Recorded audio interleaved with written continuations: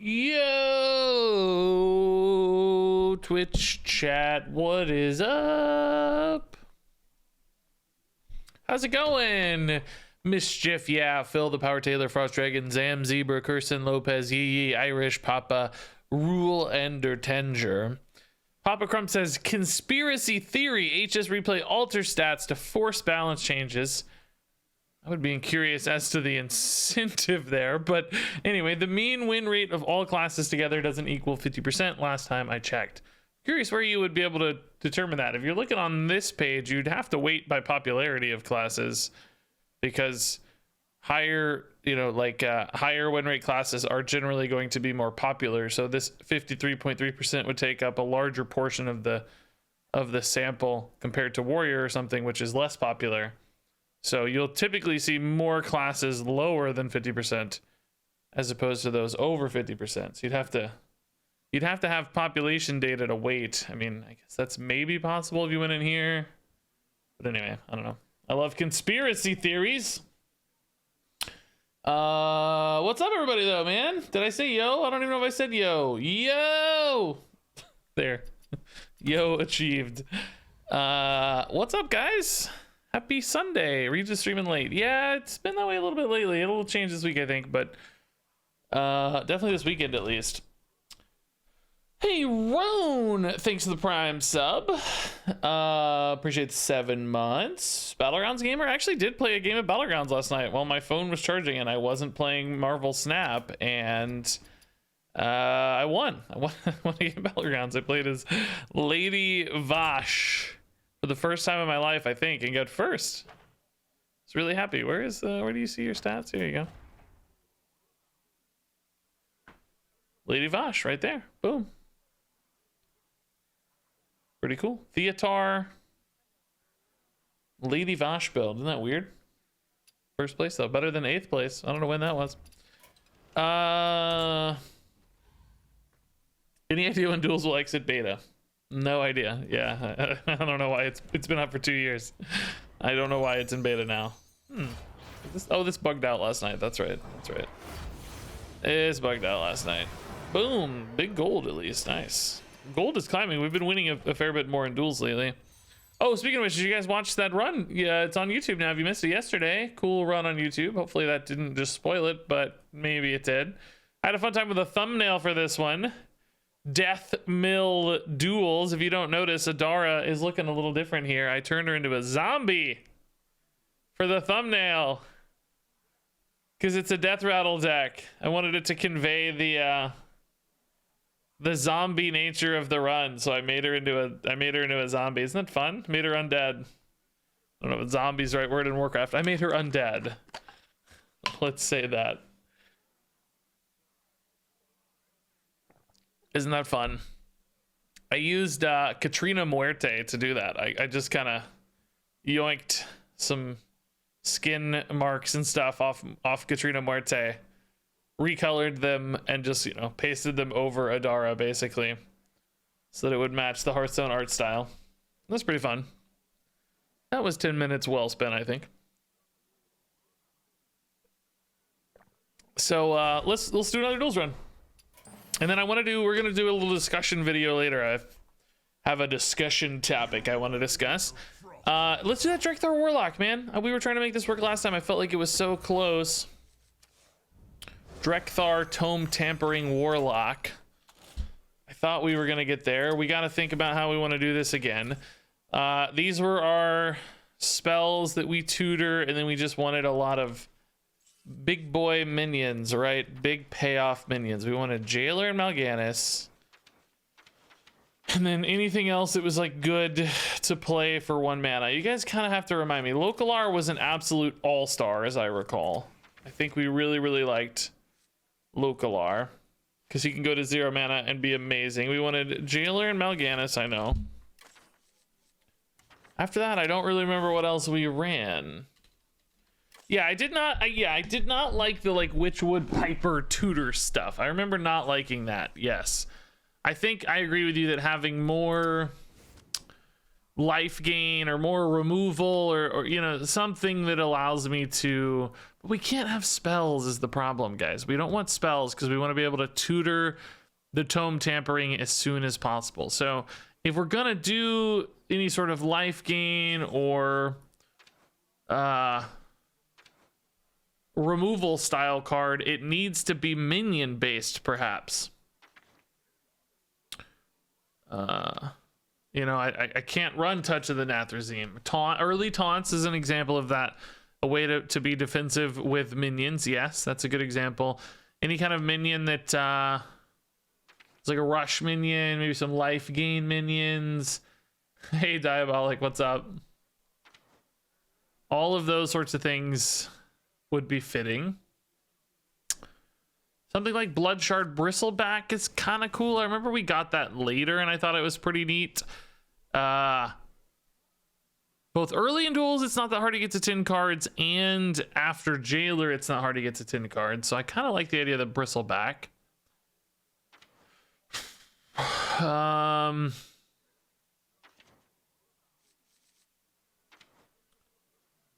Oh, Tamsin. Yeah, no, I liked Tamsin. It's good to have card draw.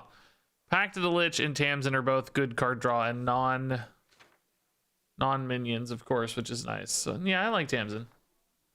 I don't really totally remember playing Tamsin a lot, to be completely transparent with you, but I recall sort of enjoying the Tamsin. Being okay with Tamsin. What about Baron's Scavenger? For the same reason as Bristleback, it's a decent minion in its own right. It's good post Jailer. It's good for 1 mana off the imp. It's fine, right? Just a good 6/6 is fine, I think, sometimes. Maybe we could do that. We'll think about it. Entitled Customer. We had decided we liked the Lord Godfrey better than the Entitled Customer. I think that's still true, because there will maybe be instances where our hand is empty if we have to play Tome Tampering without a Malchezaar's Imp. So I think Godfrey still makes more sense. Spammy is another good potential Godfrey. It's a little harder to line up. I don't think we have a lot of flexibility to line this up well in Duels. Like, I think there will be a lot of instances where, you know, the math on that one is a lot harder than Godfrey, and they theoretically both cost 1 a lot of the time in this deck. Is there, keep that in our back pocket though. Are there any other cards like that, or somebody teased, you know, early taunt minions could definitely be fine.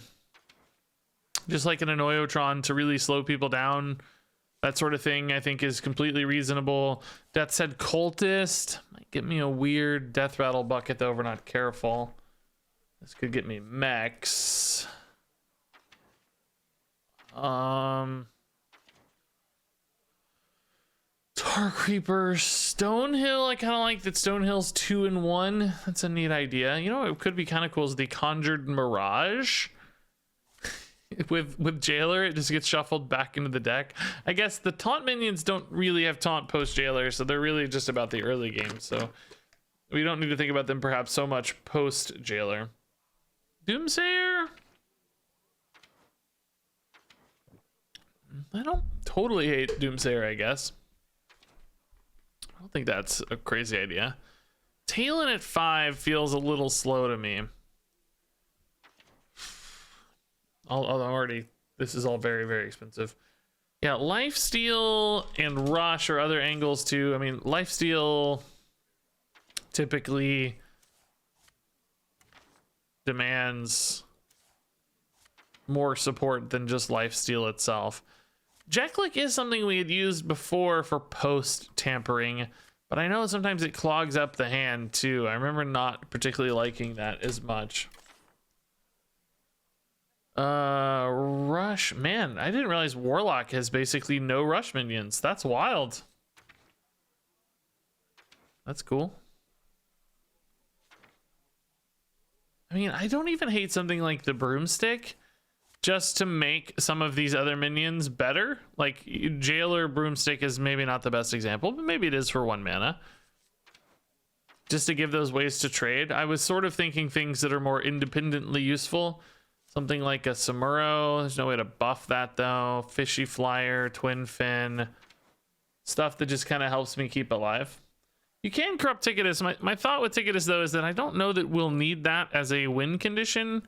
I'm sort of hoping the big stuff wins in its own right. And then Ticketus would be a bit of overkill or unnecessary. That may not be true late in a run, but then late in a run is 5 cards enough. I don't know if 5 cards helps enough, right? I would need maybe multiple ticket tie to really to feel good late in the run. I might just run another an entitled customer, guys. I don't know. Is there anything else that gets a discount that would be good? We talked about the Dark Moon Corrupt Taunt guy. That was something. Flesh Giant and Netheron's unlikely to be good.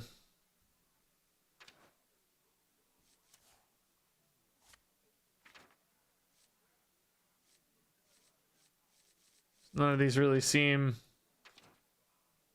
as useful. We didn't talk about Vandar. Could maybe do a Vandar. I would have to cut the bristle back. But if Vandar is at 1, there's going to be a bunch of stuff at 1, so he wouldn't really work very well at 1. And then if he's at 4, we're going to break him pretty early in the run, I bet. So probably not actually Vandar. I think taunt minions early are really the way to go. It's probably just picking the ones that are the least likely to disrupt my game plan and the most useful. What are the most useful taunt minions going to be? Like, this has healing, but is that death rattle going to mess up my buckets, right? Maybe we do the Jack Click. Still remember Jack Click causing me some problems as a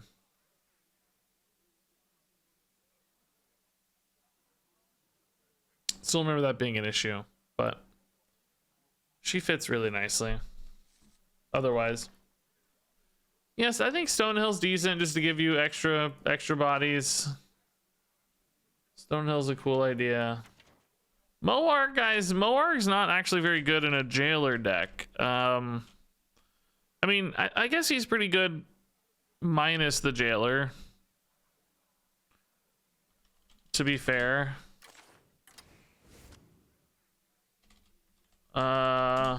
Like if you get him before you play the jailer, but post jailer he can't really die that easily, and he doesn't have taunt that easily. I'd rather have a rush minion probably, or something that can clear a board. I feel like I don't have enough threats. Didn't we have Alex Straza in here last time? That was really good. I feel like Alex was. I don't know that this is enough threats. I feel like I need one more big threat. I think we had a Ragnaros. Yeah, that feels better. We need to actually make sure I have enough big stuff to win. 6/6 isn't too bad. Jack Clicks can be decent.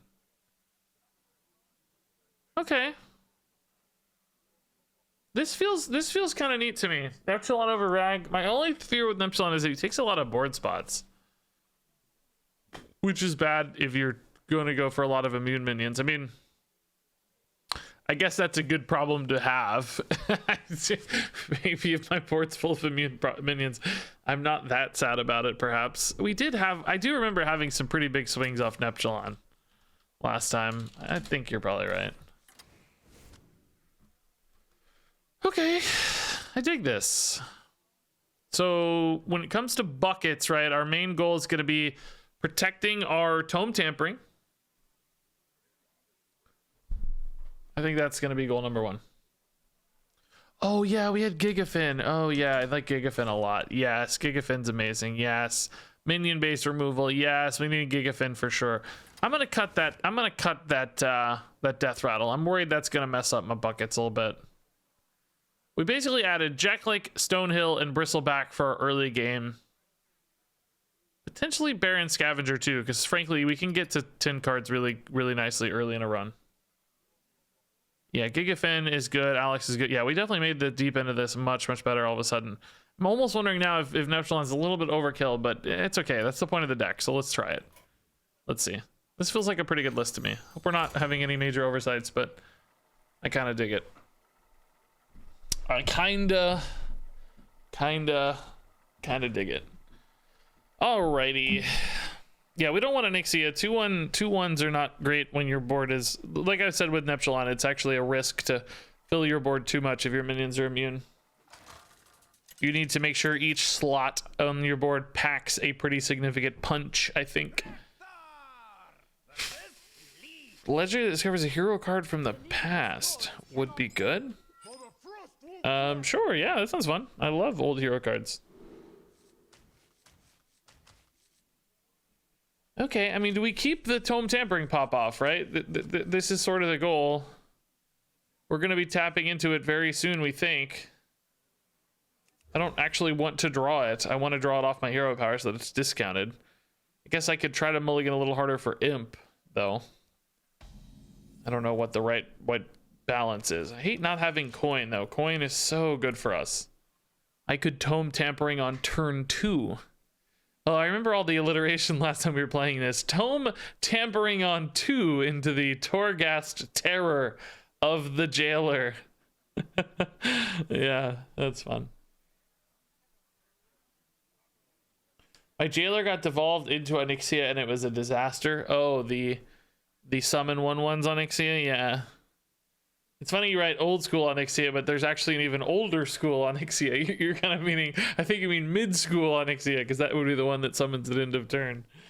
We have so many layers of Onyxias now. I wonder how deep the Onyxia train will go in the future. Ooh, hello. Can we top deck Tome Tampering? If not, I think still playing the Scavenger and Tome Tampering is fine. We'll have a Jeklik in hand and we'll be top decking theoretically some of these amazing 1 mana plays. It's not like we're taking a totally down turn or anything. So we have a turn 4. We have time to find more stuff. We can tap into a Pact of the Lich as well in the future for perhaps even more 1 mana plays later. I don't want to stretch this game out too far, of course, because this hero power and the Moonfire combos will murder me before long. So I do want to go. Would prefer to see a Malchezaar's off the top if I could, but I'm not gonna get greedy here. We'll just hope to top deck, you know, one of our big ones here. It's basically half the deck or something in this state. Well, no, about a third of the deck is big good cards now. Big good cards now. I guess my best top deck would probably be Jailer, honestly, just because he's a 10/10 that probably wins in 2 turns, no matter what. Do we tap into a Pact? No, because that costs 3 mana. That wouldn't be playable quite yet. I think if we don't hit one of our 1 mana plays, I think it's always Jeklik, right? Just keep the pressure going.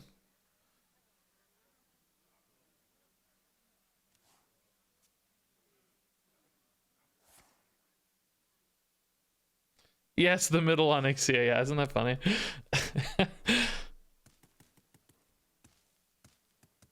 Hey, Junior Ostrich. What's up? I've always preferred emus. Screw you and your ostriches. Moonfire Face just because it was free. Okay. Local R for 1 is better than Jeklik for 4. Yes. Yes, indeed. And now we have the cheaper Pact of the Lich next turn, which will probably make more sense. Now, if they don't either kill me or answer this, you know, they're going to die to the local R here, but I think they could kill me already. Well, 4 mana is not a lot of spell damage left, I guess, is it? No, there's not a lot of mana left for spell damage. So they might need a way to answer this. Find like a Light It Burns or something. That'd be pretty good. Okay, still digging.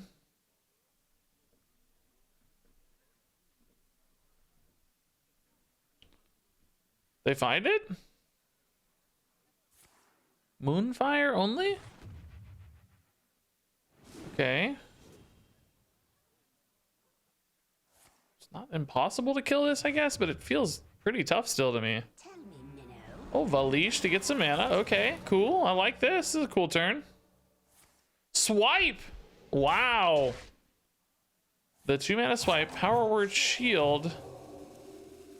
Into more Moonfires? Are they gonna, like... Oh my god, dude. They are going so deep here to kill this. They're gonna lose any Moonfires they've established and their Moonbeam. Okay. Moonfire Face to cycle another one, I guess. Okay. So I think we still bought ourselves a pretty nice amount of time, and we still top deck lethal. Wow, dude. That's amazing. Gross, unfair, stupid, but amazing. All right. I love how deep they dug though and got there, dude. That was cool for them.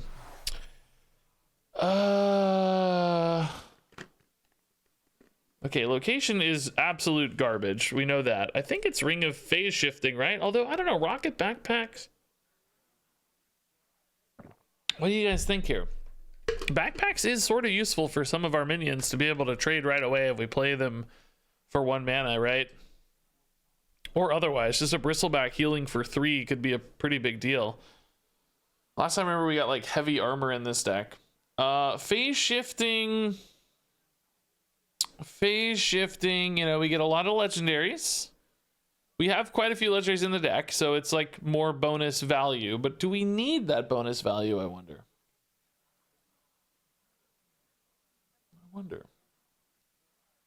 Yeah, Ostrich, I think you make a great point. Like, we don't win from extra value, right? Because we're in fatigue as soon as we do our jailer stuff. I mean, we're not always jailering, for the record. We're not always going to have jailers. Sometimes we are going to probably lose our initial board of legendaries. Do I need some reloads from phase shifting? But I think backpacks just offers me that extra layer of survivability, which is what this deck needs while trying to get to its combo. That's my thought. We've got a couple good lifesteal minions. Immune minions trading, of course, can be great. I think I like backpacks a bit more.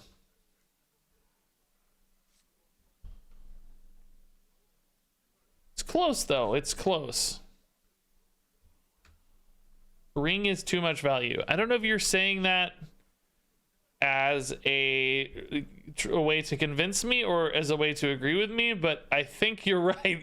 I think you're right. I think it's too much value and not enough tempo, basically. I think we need the tempo reactivity of rocket backpacks here for this particular deck. Okay, so discard packages are decent for us, honestly. Doomguard is not perfect, but it's not bad if we empty our hand off of a Tome Tampering and, like, draw it for 1. It's not bad. Sometimes that reach could be good, too. This, I mean, we don't hate early game taunt survival cards like this, I suppose. They don't hurt. None of these are spells, by the way, which is perfect. But I think having more immediate payoffs for the Tome Tampering is also just really good. I think that's fine. I think when we built this last time, we actually even had the Silverware Golem in there. I think he was okay. Making sure you don't die or fall too far behind on your Tome Tampering turns is certainly a reasonable goal. Has my brain recovered from last night? Sorta, yeah, I think so. We'll see. It's a long, late stream and a crazy run of games. So, I don't know. I guess you tell me in a as we play these games. I don't know for sure. So I do like these, honestly. I think we're pretty likely to get to 10 cards very quickly, as we saw last time. Doomguard here is going to be stranded for a bit. So coin hero power I do think is worth it, for the record. I think that's amazing. Really advances these as well, just even faster. I don't think we're Tome Tampering on 2 here quite yet, because I probably want to play at least the Scavenger before I tamper. I think I'll be able to do that on, because we're gonna draw to 12, and then I'm gonna go to 11, and then yeah, on turn 3 I'll go to 10, and then I can play this and this on turn 3. So yeah, it should work out okay. Ugh, Mage Secrets are a real... Okay. Well, all right, that's a turn 3 play as well. Hopefully we do not get objectioned. Ugh. Am I better off playing the Scavenger? I don't think so. There's enough healing here. We'll try it. If I get objections, I'm gonna be really sad. I mean, it's just a 1 mana minion, right? So maybe it's not the end of the world, but oh, that was a dodge probably. Could be snipe or something too, but it's fine. It's fine. It's just like it was last game, right? So it's not the end of the world. Oh. Counterspell? No! Oh my god, we dodged so hard. Wow. We are actually so lucky. We dodged just so hard. I thought this was a 1. Is that not in my opening? Are these not? Was that not in my opening hand? Am I crazy? I thought I had that in hand. What was in my hand? Alex, Mal'Ganis, Scavenger, Doomguard. Okay. Then Athreus for 1. All right. So this will be active next turn. I can probably use that to try to clear a little bit here. Man, how bad was that? He hit nothing good. That's so gross. I guess I'm playing a silverware golem, by the way. I don't really need this to have rush so much, right? Well, let's see if this is an Oasis ally, because that's a much better blood shard target, right? Snake trap's not a big deal, really, I guess. Oasis ally, okay, yeah. Genius plays, bro. Genius plays, sir. All right. I'm a genius. I'm actual Hearthstone genius, RegisKillbin. Okay, so now we're just looking for good draws, right? Denathrius, Mal'Ganis, Alexstrasza, all that stuff's just dandy.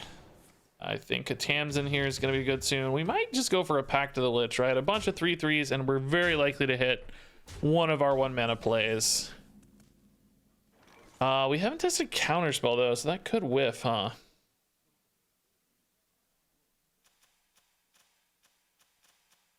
Man, I'm really not hitting my draws. Is that Counterspell, guys? Pretty likely to be, I think. There's not much else left that they would normally run in their deck, right? I think I gotta hold. I think I gotta hold. You have no other spells? True, but I have other ways to spend mana. It's not about like that being doomed. It's about, can I better utilize my mana than spending 4 on something that completely dies? And I think I can better utilize my mana by playing a Stonehill and waiting out one of my good draws. These are unfortunately very expensive cards that I did not want to see.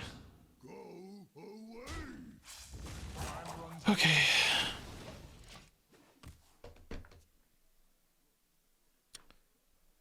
Well, all right. I can Tamsin next turn, right? That's gonna be very nice against most board states. Gonna be secret agnostic, basically. I don't have to worry about secrets with that one, and will hopefully draw me some amazing 1-mana cards to stabilize here. The Nathrius for 1, I guess. Oh, this is a nice little pair, but I think this is better still, honestly, and just go for a mega turn next turn, because number one, I don't know if I'm ever gonna power this up. We're probably playing it for 1, but okay, Rifts are great. Rifts are really great. Makes them think about the board a lot. Dude, where are my cheap cards? I am not hitting any of my 1-mana stuff. This is literally the only guy we've hit. Doomguard, Scavenger, Alex, and Mal'Ganis. Still in deck. 4 of the 5 things we discounted, maybe? Is that right? Okay.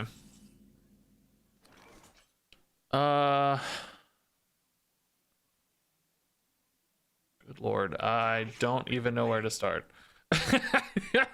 I think I start here, I guess. I don't actually know. Okay, my thought was that makes Denathrius feel safer if this is a Flame Ward. Otherwise, Denathrius might have goosed it a little bit.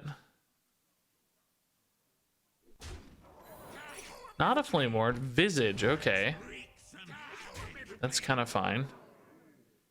I need to play around Objection, I think, right? So I'm going to play the Bone thingy first, I think. Then Denathrius, then Jeklik. I don't really need to local art just yet.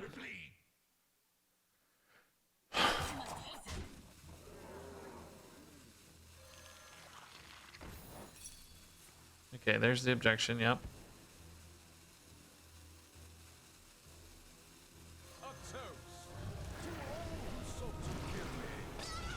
Okay. Cool. Yeah, not bad, not bad. These 3/1s are a little exposed to that hero power still, I guess, but oh boy, not this. No.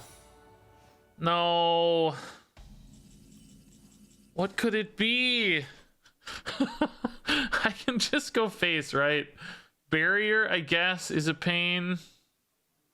Flame Ward is a bit of a pain. Can I just kill it? Do we know that we're safe to kill it? No, right? Because, well, we could just Gigafin, but it could technically be another objection. I mean, it's usually just lethal, right? If I Gigafin, is it always lethal? Not always, but often. Yeah, Denathrius kills it even if it's buffed. That's true, but then I lose out on a lethal out. Do I really need to take a lethal out's the question. Very unlikely to be objection, yeah, because we're in game 2. Okay, let's just do this. I think it's safer. Duplicate, okay. That should be fine, right? Nice. Okay. Cool. All right, man, 2 good wins. That one didn't even really go all that swimmingly, I don't think. I think that one was a little bit tough, but still worked out okay. Yeah, I think I like Exerciser all right. I don't hate that Pure Cold gives us a little reach, but I'm thinking our minions should be big enough anyway. Exerciser helps me deal with new, different problems. I've been taking Exerciser a lot lately, I feel like. Ooh, interesting. Valdris Felgorge.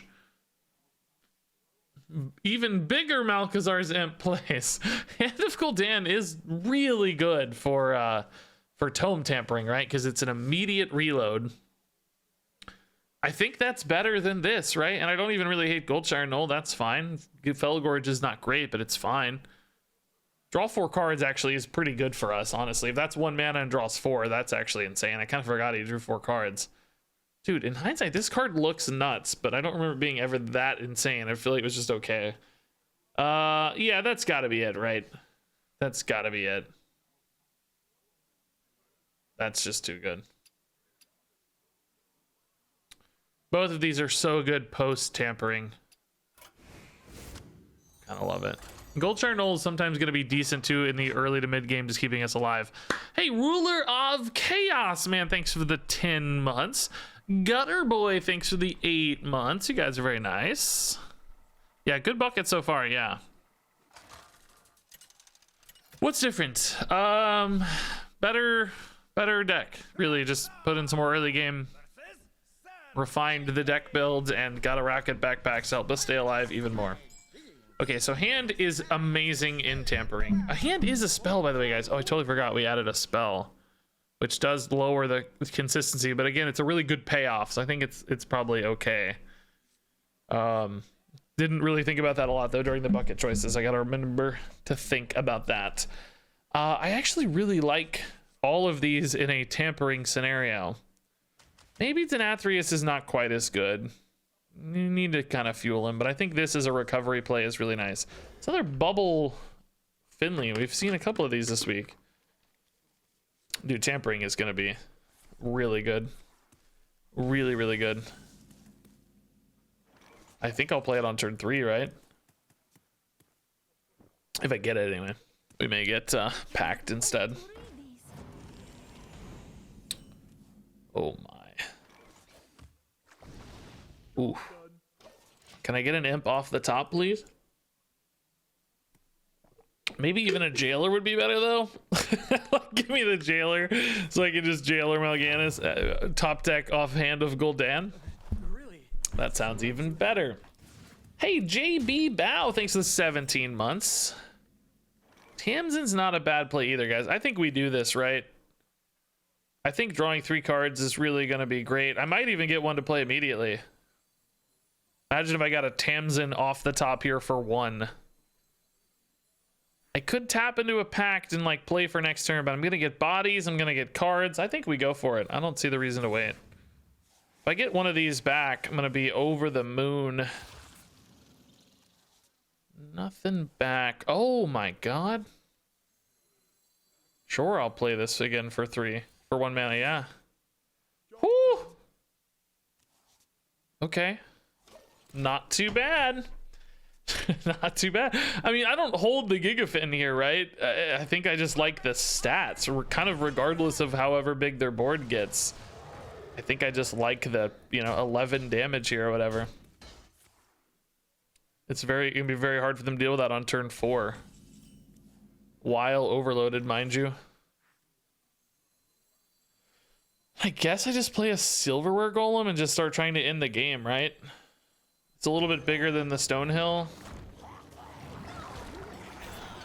Just start trying to end. That's 11. This is another 5. So what do we actually have out here? 7 and 11's 18 and 5. 23 damage set up currently.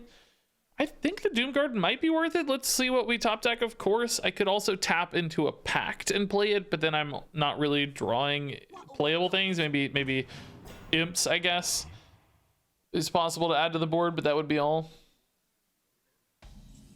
Okay, Felgorge. Yeah, I think these are all absolutely discardable. We might even get a Jeklik to discard, so totally fine with discarding here to push some more.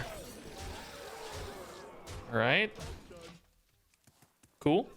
Hey, G-Medic with a Prime sub. It even showed up twice on my screen for some reason. It's like you subbed twice. Thanks, G-Medic. You're a baller. Yeah, that just does not... I'm so sorry, man. That doesn't keep up. I feel kind of evil with this, dude. This deck is really gross when it works, man. Oh boy, dude. This deck is real gross when it works. I don't know, man. Feel a little evil. Huh. I guess Elixir of Vigor is fine. Ring of Refreshment, not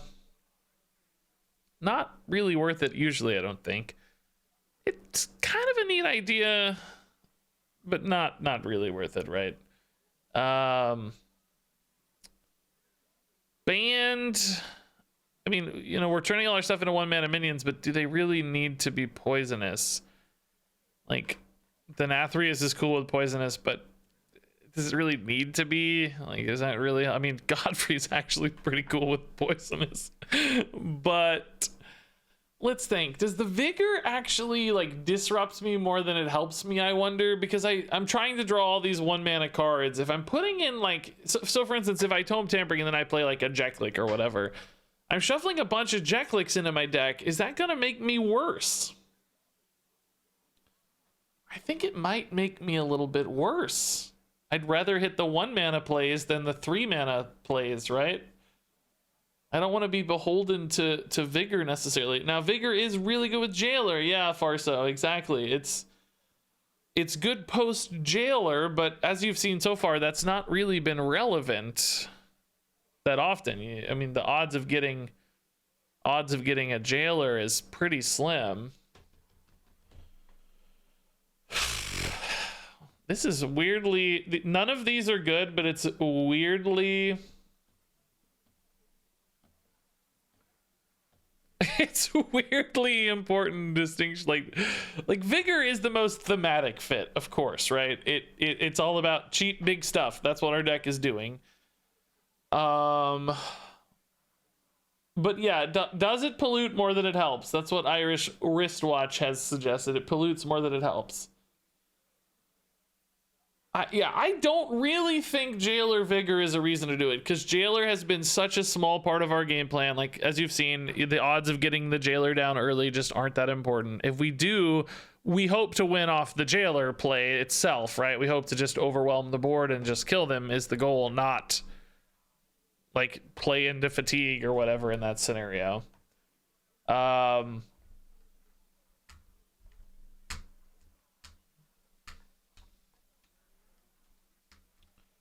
I'm gonna do a poll and see what you guys think. Is B's backpack ever like, that's, ugh, why is this so bad? These are just so bad. None of these are like good at all.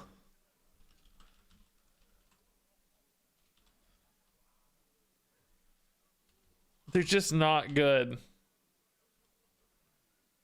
All right, I'm gonna do a poll and see what you guys think. I'm not beholden to the results of the poll. I just can't decide. I need more guidance. I think I'm gonna end up taking Vigor just because it's a thematic connection. Here's my thought though. I actually think it has a chance to backfire a little bit. I don't think Bees ever backfires. I also don't think Bees ever advances our game plan very much. Rarely ever is a poisonous minion gonna matter. Like one of our discounted poisonous minions. Oh boy, you know, Mal'Ganis is poisonous. Oh great, you know. It's good for Godfrey and it's good for Denathrius if they're discounted specifically, right? Otherwise, it's like, well, who cares?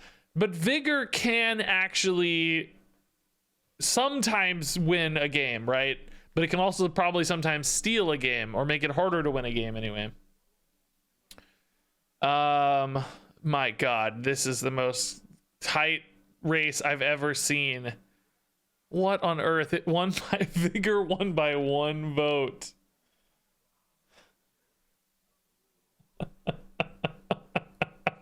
I've never seen it this close in my life. Yeah, the proud refreshment voters. I see a really smart comment in chat there I like too, is that Bees does let me take bad buckets and still keep them useful in some ways. Like a rush poisonous minion is pretty good for Bees.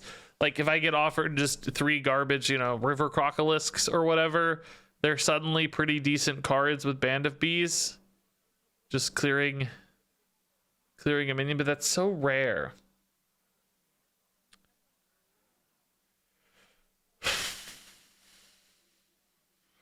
I changed my vote. But the poll. All right, I'm gonna let a random number generator decide it. I really can't decide. I think they both have a ton of merits. I think they're both completely reasonable. If it's 1, I'll take Vigor. If it's 2, I'll take Bees. I think they're both just completely reasonable options. So 1 is Vigor, 2 is Bees. Even chat was completely split. I'm not doing 1 to 3. No, I'm not taking Ring of Refreshment. No, that's not in the vote. 1 is Vigor, 2 is Bees. It's Bees. Okay. All right. Fate has decided. Fate has decided. Okay, this is all right, I think I like this better. We like Customer, okay. We like Anetheron. He's going to be a Bees sometimes, very rarely. Mountain Giant's actually pretty good at getting cost discounts for us.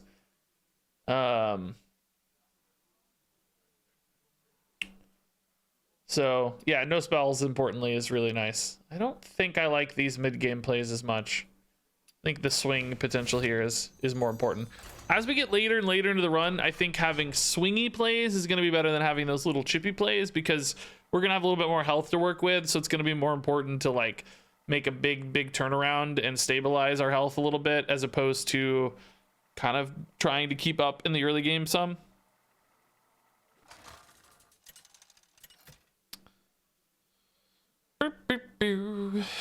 Alrighty. Party Pants is different than Pants Party, I guess. Same person, and I don't remember their names, to be honest. Let's keep Pact to the Lich, because that's actually one of our spells that we don't want to have to tutor into.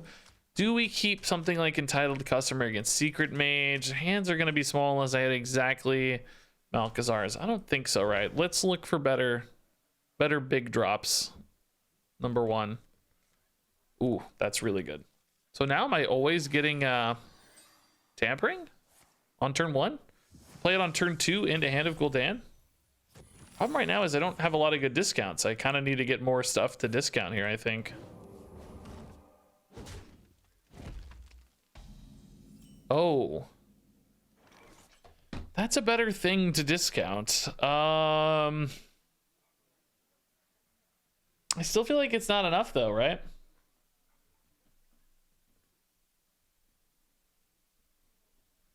Doesn't feel like enough.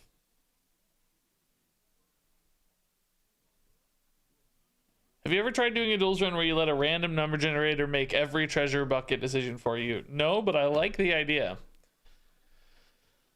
I think I need at least one more threat in hand. I just don't think this is good enough yet. I think we wait. Could arguably still coin, I guess, but just so that I don't accidentally draw the Tome Tampering naturally and it costs more mana. But I don't think so. Let's let them play more secrets and then use the coin to test secrets, right? Alex Strauss is definitely better. Okay, that makes me feel happier. I can use coin to test Counterspell now. I think this is a pretty good hand. If I could top deck like a Silverware Golem, I'd maybe be a little happier. Dude, Secret Mage has become so common in duels now. It's getting a little frustrating, I think. Counterspell, okay. Don't be Ice Trap, please. All right. Hit a Jailer, maybe? Okay, those aren't very good. Those aren't the ones. All right. Jeez, that sucked.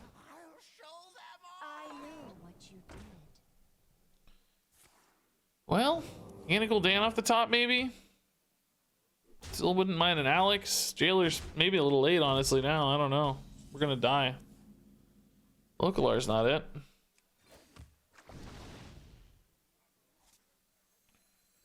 Okay. Yeah, I guess poisonous, the 0-2 poisonous, yeah. You're smart. You see the lines. Really? Did not hit a single discounted card. Man. My better is keeping this in hand to activate the Mountain Giants and stuff. I think so, right? I haven't tested Objection, though, so it might be nice to spend this mana testing an Objection, right? Job's done. No Objection, but a Poisonous Egg. Boy, oh boy.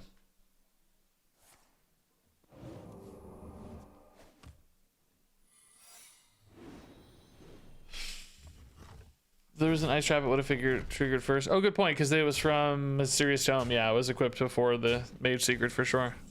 That is accurate, yeah. Okay, I kind of don't know if I can trust this. Well, definitely not, because I won't even have Taunt. Think that means I need to Localar first, but now I really have to worry about Objection again. If I just go for Jailer, I'm dying, right? There's no way out of that.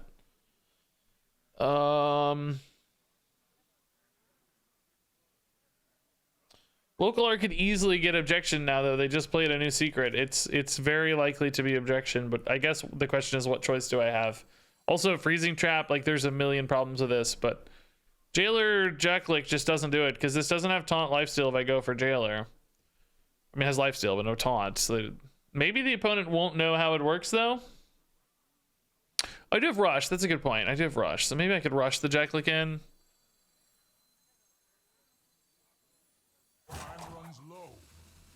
I don't know. Maybe it's better to rush Jailer in, but then I lose a Tintin on board. I don't really know, guys. Let's see if it's Objection, I guess. That's the question number one. Didn't seem to be. Is it going to be a Freezing Trap? I'm almost wondering if this is ever an opponent who doesn't know they can attack through immune. I don't know. Not technically dead, so let's wait a turn. If I wait a turn, I have a chance to maybe get the lifesteal through. Whereas if I go now, I might just proc, you know, Oasis Ally, Freezing Trap, like a million problems. So technically, this is a little better. No, dude, no, not like this, dude. No, they don't know. No, dude, they don't know. No. Not like this. Oh, they figured it out. Yes. Yes. Oh, I'm dead, though, by the way. I'm dead. That's cool. I'm so glad somebody scienced it out, man. Go Party Pants. Yes. Somebody just said, hey, wait, let me, this seems like I can't attack, but why don't we just double check to be sure? You know, like, yeah, let's be safe. Let's be safe. Soulstone's a cool post jailer play, but man, it just doesn't seem very good usually, does it? It's honestly not bad at 1 mana either, though. If this were 1 mana, you'd actually be happy to play it. Wand is so powerful, though. I just don't think you can give up Wand, right? Wand is so insanely good. Wand is pretty bad against Secret Mage, as I'm finding most things are actually pretty bad against Secret Mage. It's really hard to keep up with Secret Mages, but I think Wand is still good. Every card is good at 1 mana. I beg to differ. Innervate is not good at 1 mana. Got him! Screw that. No, thank you. It honestly isn't like useless at 1 mana. You can still use it to activate other cards and things.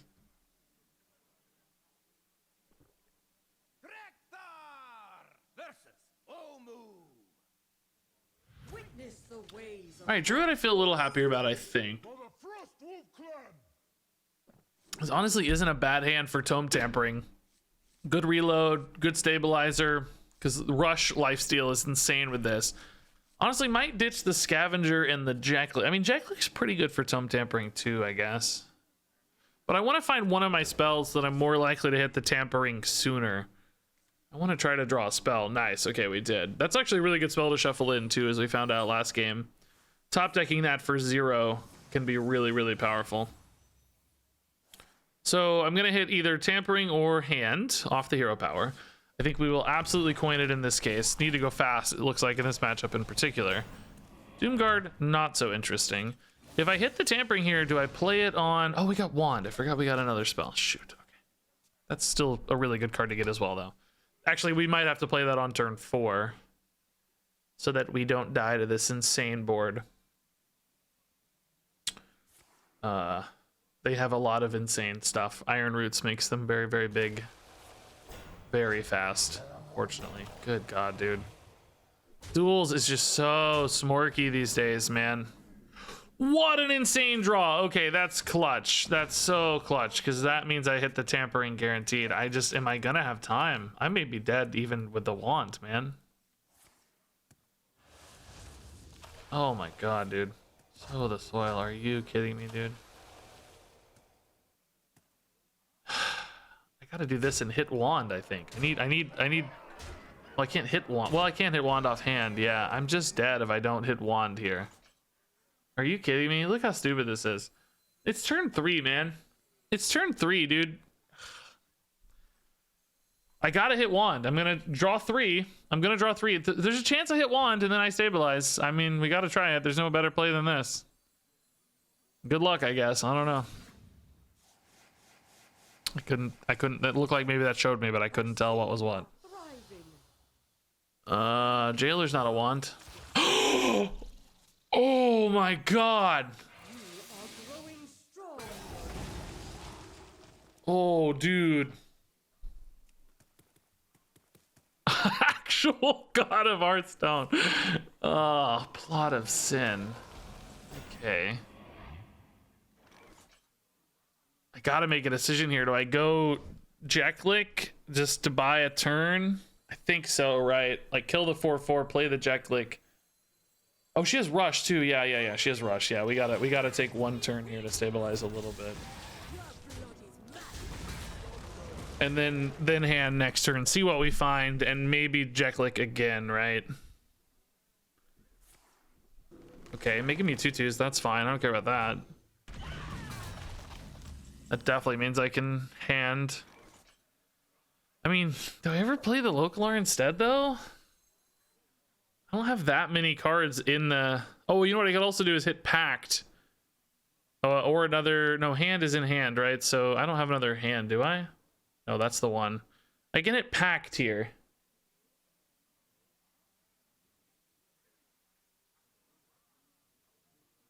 I can hit Pact and then hand. I don't even really have to do anything though. Dies 0 power. You guys talking about Localar? Everybody's saying it dies 0 power. You're really confusing me. You mean Localar? Yeah. No, I hear you. If that's what you mean. I hear you. I think that's true, and a reason to not play it for sure. Baldris? Jacklick again? I honestly don't remember how this works, but we're gonna see how it goes. Oh my god.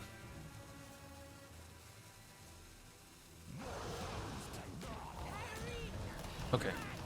I mean, why not, right? Why not? Let's just get the Denathrius in. It's a 10-10. Let's be safe. Let's just get some healing. Play the 10-10. Oh my god, dude. Poisonous Denathrius. Oh, maybe that's a reason not to play it since it's poisonous, actually. I kind of forgot. But, I don't know. I just want the 10-10 down, you know. I think we're doing okay. Oh, well, it's not really a 10-10. Ah, shoot. I should have held it. I should have held it. I mean, we're fine. This is going to go okay, but should have held it for sure. I got excited, as you might imagine. I got really excited. I was quite pumped. Okay. Maybe just take the poisonous hit here. I think 18 health will be more than enough since we're pulling ahead now a lot. Mal'Ganis is later.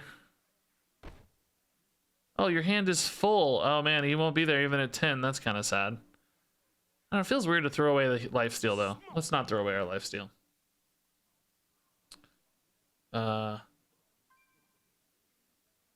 What are we playing? Everything just kind of dies to the hero power like we talked about. Maybe it's still just an Etheron. Seems fine. Probably don't need to overthink it here too much. I mean, I still don't hate the Denathrius play, because one way we lose is like some crazy weird burst damage thing. It would be pretty impossible, but taking the heal sooner rather than later still makes me feel okay. I don't hate that. Natural causes. Okay, that's buffed up, right? Okay. Is this lethal? 8, 12, 15. So I think this should be enough, right? Oh, and I have rush minions too. Yeah. I don't even need the rush minions. Technically a little more damage, huh? Whatever. Wow, dude. I was complaining so much, dude, and we still... Like, that was one of the nuttiest hits of my life. The wand into... I mean, the wand hit off the tome to stabilize. That is one of the craziest hits of my life. I like my Apocalypse, but it is a spell. I don't think we take it, right? It's another spell. I mean, it's a spell that does draw me a lot of good stuff. I don't think we take it. Maybe Sidekick's okay. We're already at 4, so it's already pretty solid. Kobold, I think our hands are usually too good for Kobold. Dude threw his keyboard at the wall for sure. I could see that. Yeah, 2 spells is a no. 1 spell is a no. These are honestly not bad. These corrupt easily sometimes with a tome and stuff. They're 3 minions, so Fireflies are pretty cool with band, but so is a Gold Charnel.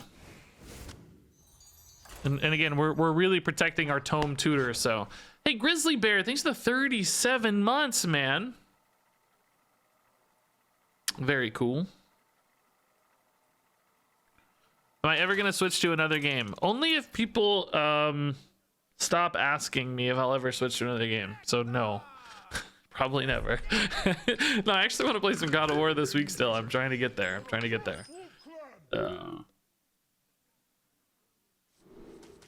All right, let's look for a spell and better payoff cards. I don't think the Sidekick is big enough for us. We want to hit spells to make our tutors faster, or we can just draw the tome too. That's fine. So now we need to hit like Hand of Gul'dan and, you know, a big payoff card of some kind. Runic Helm, Rocket Backpacks. Okay, so Runic Helm gives them a lot of ways to clear my like big boards and jailer boards because of Doom Pact, I believe it's called. So we got to be a little bit careful here. We can't take our boards for granted. That's a good card to see. Okay, that pays off the Tome Tampering more quickly. Wow, that's also really good post Tome Tampering. I guess I can go ahead and well, no, I really want more threats, don't I? Might actually have been a bad draw because now my hero power is dead and I have nothing to do next turn. Maybe I just packed the Lich next turn then, huh? I don't see why not. We're not under any pressure yet. Yeah, let's do that to fill up the hand with higher quality plays first. How are we drawing all the spells without the hero power? I don't know, man. It's good to get a couple, but it's bad to get all of them, you know? We don't want everything. Still not really the best payoff cards, man. I can Knoll first if I want to play a Knoll, I guess. I really only have one good payoff card, I would argue. I mean, Wand. Do I need to greed is the question for more stuff. I'm not going to be that excited to play a strongman. I mean, without like a Neptulon or a Jailer or a Mal'Ganis, this hand is a little clunky, man. Oh, I can play a Netheron as well. What do you guys think? Should I wait or not? I mean, what am I really putting in my deck right now? Ugh. I don't have one of my big legendaries, not a single one. Chat says to wait. Chat says just go. I'm gonna wait one more turn. I'd really like to get a Jailer or Mal'Ganis in particular if I can. Something big. If I had a hero power, I'd feel a lot better, but I don't, so I'm probably just gonna play this. Oh, we do have hero power because of Fell Rift, but that's gonna burn a card. So maybe I ought to play these guys. Or at least this guy. No, that's weird on curve. No, let's play this for now. It's fine. We'll get him next turn. Next turn, that curve makes more sense at 5, because this goes 1, 2, 2. Oh yeah, no, that's 1, 2, 2. Yeah, that's right, 5. I'm really good at math, guys. That's 5 mana. I definitely know how to do 1 + 2 + 2. Don't worry. I'm very, very competent mathematician, okay? Don't fret. I can definitely do 1 + 2 + 2. All right, Godfrey's still not really my favorite payoff, but is it actually going to go back to 1 though? Actually going to go back to 1. Okay, I'm still not good at math. I took it back. I could have done it last turn. It still goes back to 1. I still forgot how it works. Still bad. Just ignore me. Just ignore me. I don't know. Could have done it last turn. It works out. It's fine. It's all good. Okay.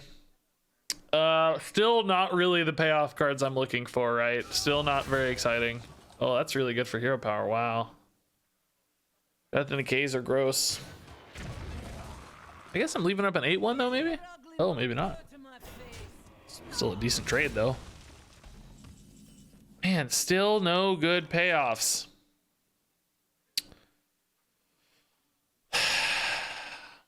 Boy.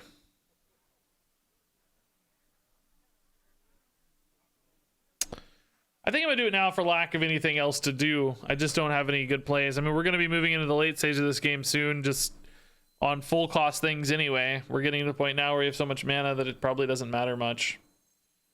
So just get some Jack Licks and some Hand of Gul'dan value maybe.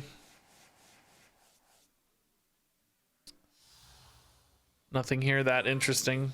Wand right back again. Man, am I gonna overdraw it all because of the oh no, not yet, of course. Yeah, 4/4 dude or not? I don't think so. Let's wait. Mal'Ganis, okay. First time we've seen an imp, man. He's really been dodging these games. He's a good removal card now, though, so we're not going to play him yet.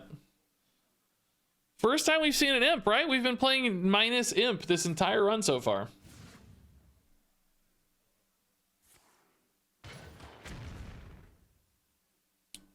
What is my opponent's deck, man? I don't know, dude. What are they? What, they're just sitting on a million Death Knight cards, I guess.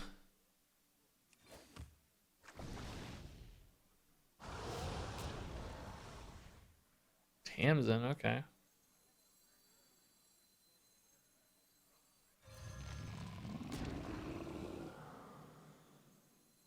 I mean, I can play the 8/8s, right? Yeah. It's a little frightening, but I want to empty my hand some for Tamsin and stuff. Too many cards. Flunky burned, okay. Yeah, a bunch of Frostborns seems reasonable, yeah.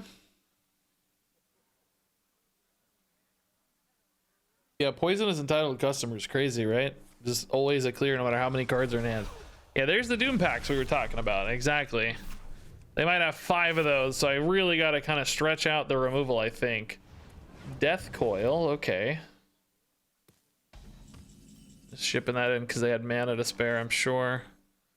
I got 1 Fell Rift left, and then my card draw button is dead. Bone Web Egg, huh? Oh, I'll dump it again so I have more Tamsin space later. Ugh. Okay. There's the Frostmourne. All right, finally had a target to hit, I guess, with the Jacklick here. Not too worried about them building a board, as we know. We have a lot of board clear here.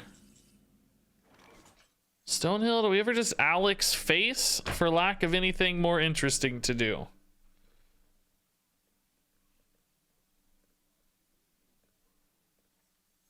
I just need to spend mana, really. Could try to save this for a lethal push if I want. I could do something like Exerciser, Tamsin. It's gonna leave me at 10 cards though. I'll burn something. I think it's fine. I don't think we need to be super sneaky about damage output here.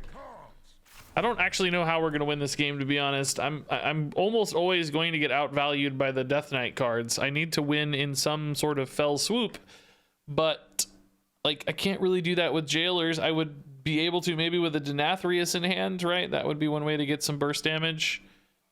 But with all the Doom packs, I mean, maybe I could win in Fatigue if they go for a lot of Doom packs and like Fatigue out. I don't really know yet. I don't know if I position that especially well. That's for the Brawl, it doesn't matter. Brawl not Doom packed, so even extra removal. Ooh, good win. Let's go.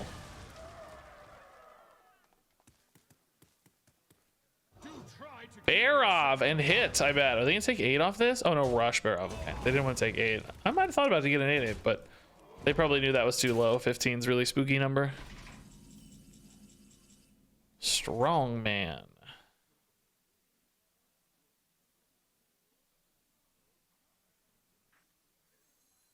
Man, I can discount him to 0, guys. How exciting. I mean, oh boy, 0 mana. Alrighty. Alright, we're just gonna keep building these kind of middling boards, I think. Dumping some cards. Waiting to use some of my removal right once that Frostmourne has popped. Making space for Tamsin to go off, right? There's a few advantages here. Their deck looks a lot thicker than mine, but it's only 2 cards. Mine's just not gone on to that next animated step yet. That next graphical adjustment. So we're down to 24, but I mean, we have ways to gain life in this deck. It's not a big issue.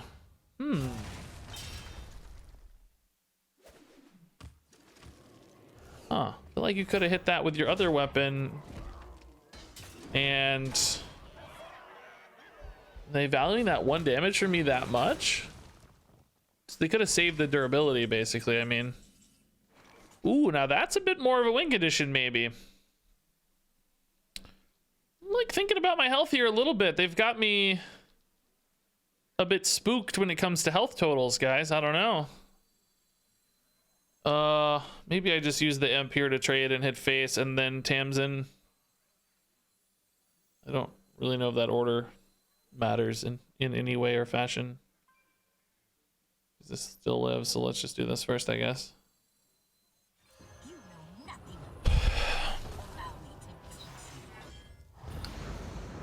We're at 27. I guess the order... No, I don't ever fill on imps, so no, the order's irrelevant. Ooh, Bristleback. That's going to be ready to go soon. Maybe I do it now just to heal a little extra. No, it's gonna heal more later. I don't really need to heal now that badly. Let's start hitting face. I think the face breakpoints matter with Denathrius in hand now. Extra 6 damage here might add up. I don't want this game going too long because I think they will beat me with Death Knights eventually. They might have Death Coil heals. They might have just Death Coil burst damage. That might be something they're thinking about. Certainly a few approaches here for them to win.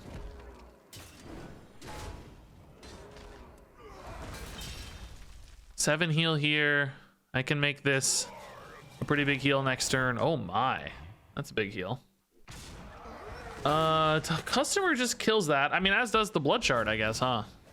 If I tap. That should be fine.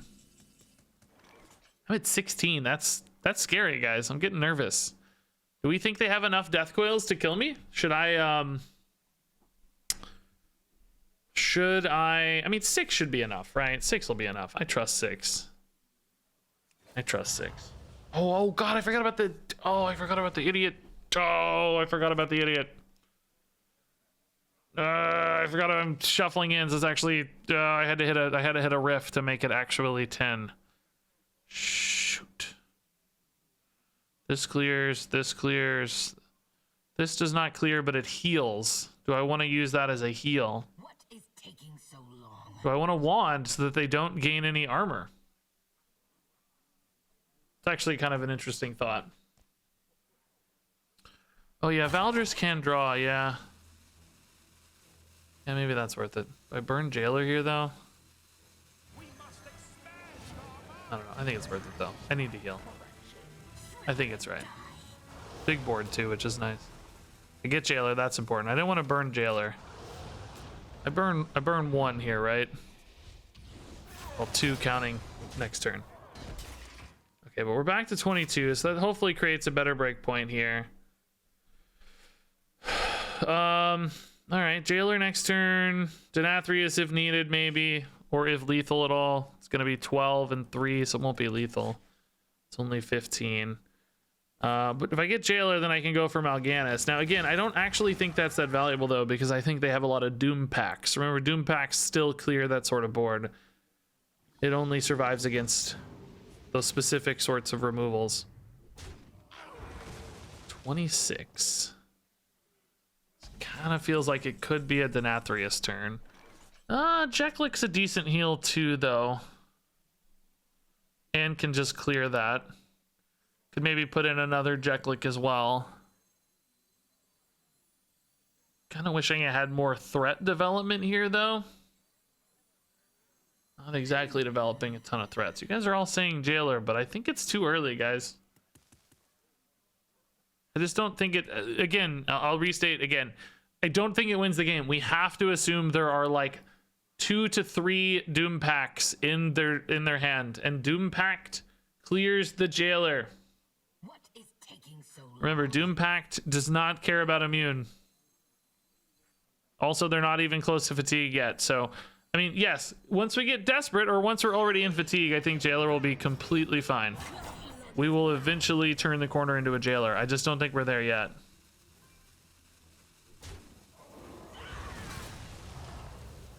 Just don't think we're there yet.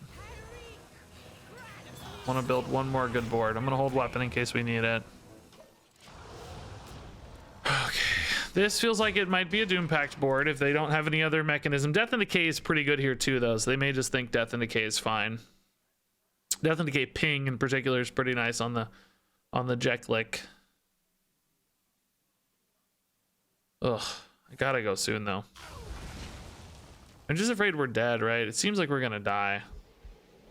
What's Denathrius at? 16? And they're healing a ton though. 28. I have 19 and 4 is 23. This is probably turned to Jailer, guys. Because we're down to 1 card anyway. I'm running out of time because I think they're gonna kill me with Death Packs. I could heal here if I think I'm really, really dead. Do I think I'm really, really dead? I'm not getting any younger. At 17. Do I think they have 3 Death Coils and a Hero Power? Man, I kind of think they might. 3 death coils and a hero power is not that insane. Yeah, 16 if I jail her. I think I got a Denathrius this turn, actually.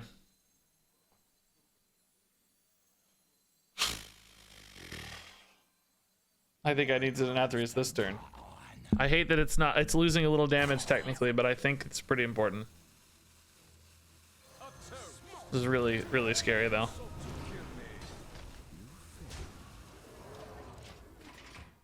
Galvangar, oh my god, that would have been a scary damage burst too. Oh my goodness. So Doomguard weapon is actually 8 if they don't heal here, if they just focus on removal. Well, forget this Doomguard here, right? It's pretty cool. Alrighty.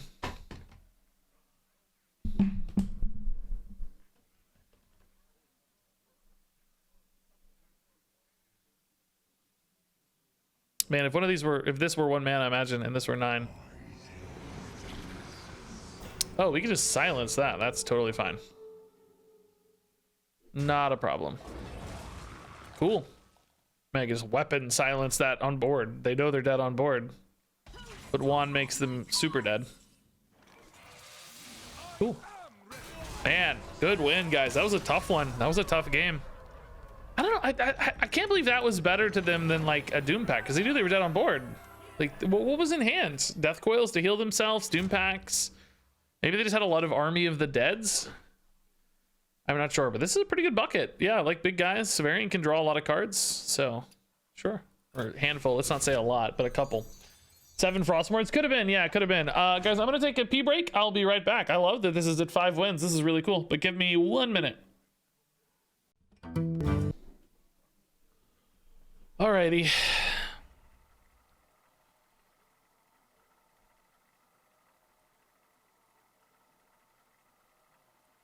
Guys, Tuesday we're gonna play some Marvel Snap again. Global release is here. Excited to play it now that you guys can play it. It always felt weird streaming when you guys couldn't play yet, but if you're there alongside me, I think it'll be more fun. Who cares? Well, Lotto, obviously I care, or I wouldn't have spoken about it. What a silly thing to say. All right, yeah, I think this is a good discard payoff, but I want to make sure I hit a spell sooner.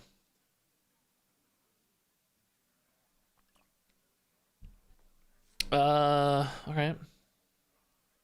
You feeling better about its monetization? Yeah, they totally killed the garbage monetization stuff. They completely ripped it out of the game and refunded everybody. They couldn't have handled it any better, frankly. I mean, other than not doing it in the first place. I'm still, you know, it's always skeptical why they did it in the first place, but they couldn't have handled it any better as far as resolving the problem. Literally just giving everybody their money back and letting them keep the stuff they bought. And just completely deleting the garbage monetization. All right, we'll keep Jailer. It's a good early payoff, but let's find... okay, that's a good spell to have in hand. So we like that.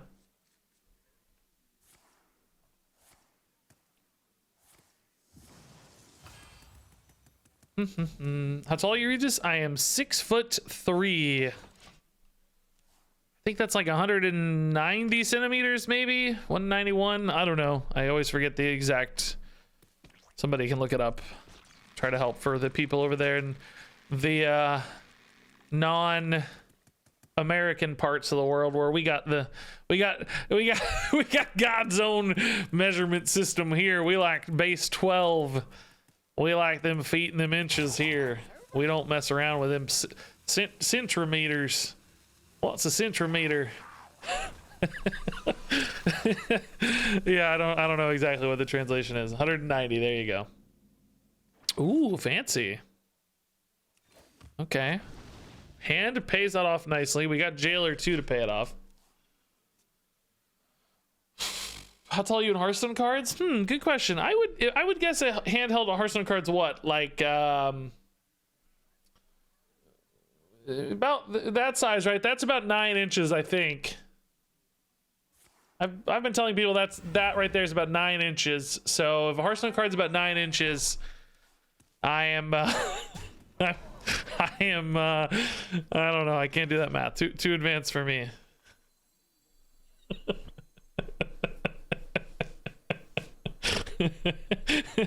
That's about nine inches.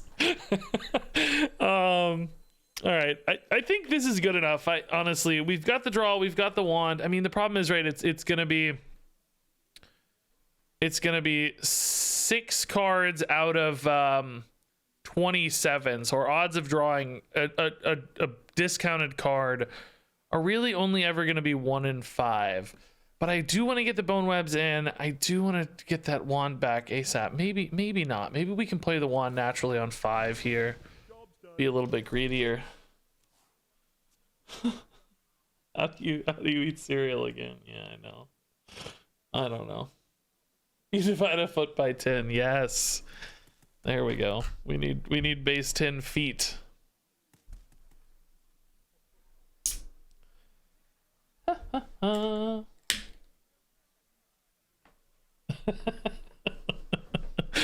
Okay, that's fine for wand, not a problem. We don't really take even too much extra damage there. I mean, we're a turn away from wand, so let's see how scary this gets right now. These coins certainly amp up the tempo a little. Oh, okay, Magic Fin's really not that bad. Okay. Little worse, yeah. Do I have any spells left to draw here? Did I draw all my spells already? In other words, is my hero power just dead? I guess we can get away with a null in this case. I don't have any left, right?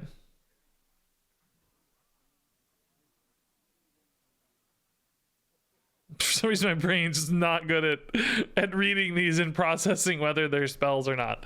I don't think so, which is kind of a shame, isn't it, man? I don't...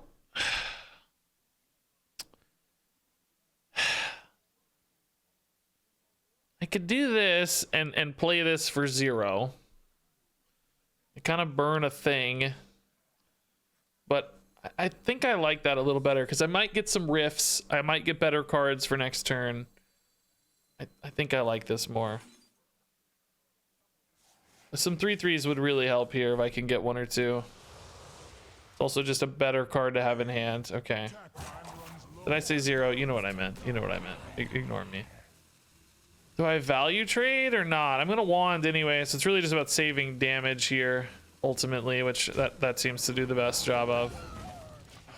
I forgot about cannibalism. Oh my god, dude, this guy's deck is actually so gross.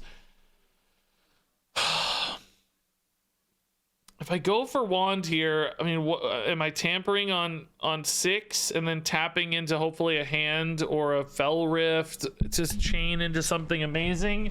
I'm gonna need like a Godfrey follow-up. I'm gonna need boy, I don't know. Wand's not even that good, is what's crazy.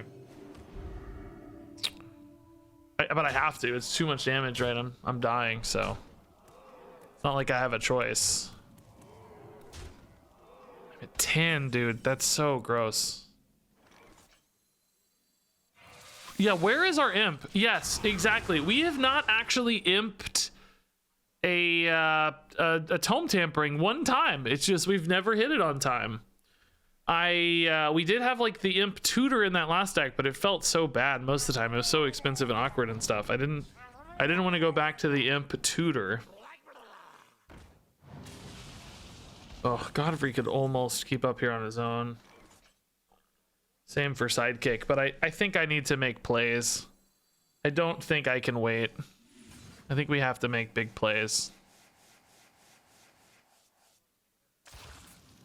So hopefully we just hit something cheap here. Oh! Interesting. Dude, I think this Godfrey's a little early, right? Because I can just strongman rush here. Fell Rift is nice too. Not as nice as the alternative, I guess, but Hand of Gul'dan would have been the high roll. I think it's too early to Godfrey. I say that, but man, I'm almost dead. I don't know. This is actually 6 damage. Oh, shoot. Oh, well, not quite yet, I guess. But with rush minions, I might be dead. This might have been greedy. But I have to be a little greedy because I can't deal with the next board, right? I'm just as screwed next turn, so I have to be a little greedy, I think.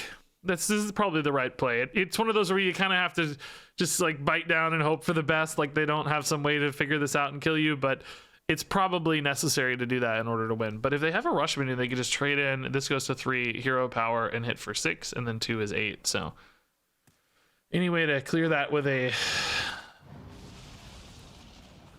menu that feeds a cannibalism would be a lethal setup. But now Godfrey into like, you know, a hook tusk or something. Oh, they missed lethal, I think.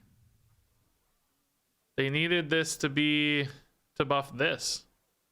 Is there some other way to get it done? I don't think so, right? Are they taking trades instead? Yeah, this could have gone to 3, like I said, and could have been a lethal. Okay. Said we're at 2, which still obviously doesn't feel good. But, oh! We're not at 2. All right, I gotta take that to heal, right? Save Godfrey again for next turn. That's fine. In case they have another one of these that hits me in the face or something, I gotta heal. Hopefully we draw a good 1-mana play here. Colossus of the Moon or something, you know? Think Jailer, because that would end up messing me with, messing up my... Blood Shard next turn could be amazing. Colossus of the Moon, that's what I said! That's what I said! We're nowhere close to this, but it's just to heal 3 on the rush, if nothing else, right?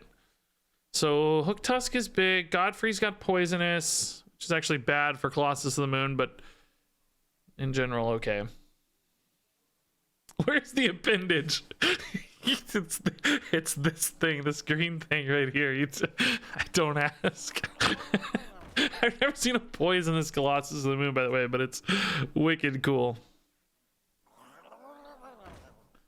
Just 3 2/2s, huh? That feels like a bad Godfrey. Again, I kill my Colossus accidentally. This doesn't just hit enemies, right? No. Blood Shard. Oh, that's going to be a good Blood Shard hit, actually, if I want. Or I could try to keep the Blood Shard alive for 2 heals. Might be better. Have to see what I think. Because this is a fine hit, too. Neptulon's not great. I think I'd almost rather hit for 10, though, and leave this a lot. Like, trade here. I want this to have rush so I can heal right away, right? We're going to save that for later. Like, this may not have a better target, but... This is an 8-mana play that I kind of like.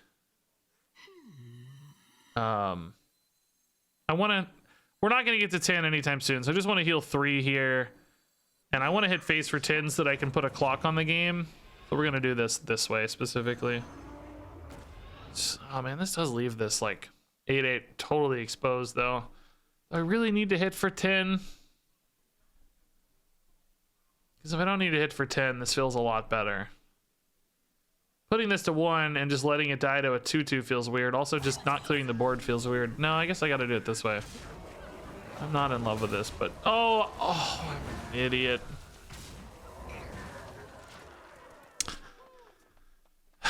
Leave it alive on board, he says. That was the whole plan. Leave it alive on board was the plan. Great. Great plan. Oh my goodness. Okay.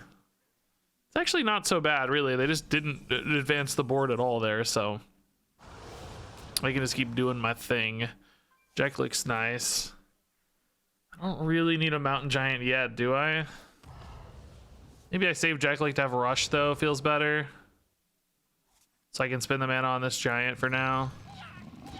Looks like it didn't matter anyway, by the way. My misplay was erased. I guess I'd have one more Murloc, though. Might be nice.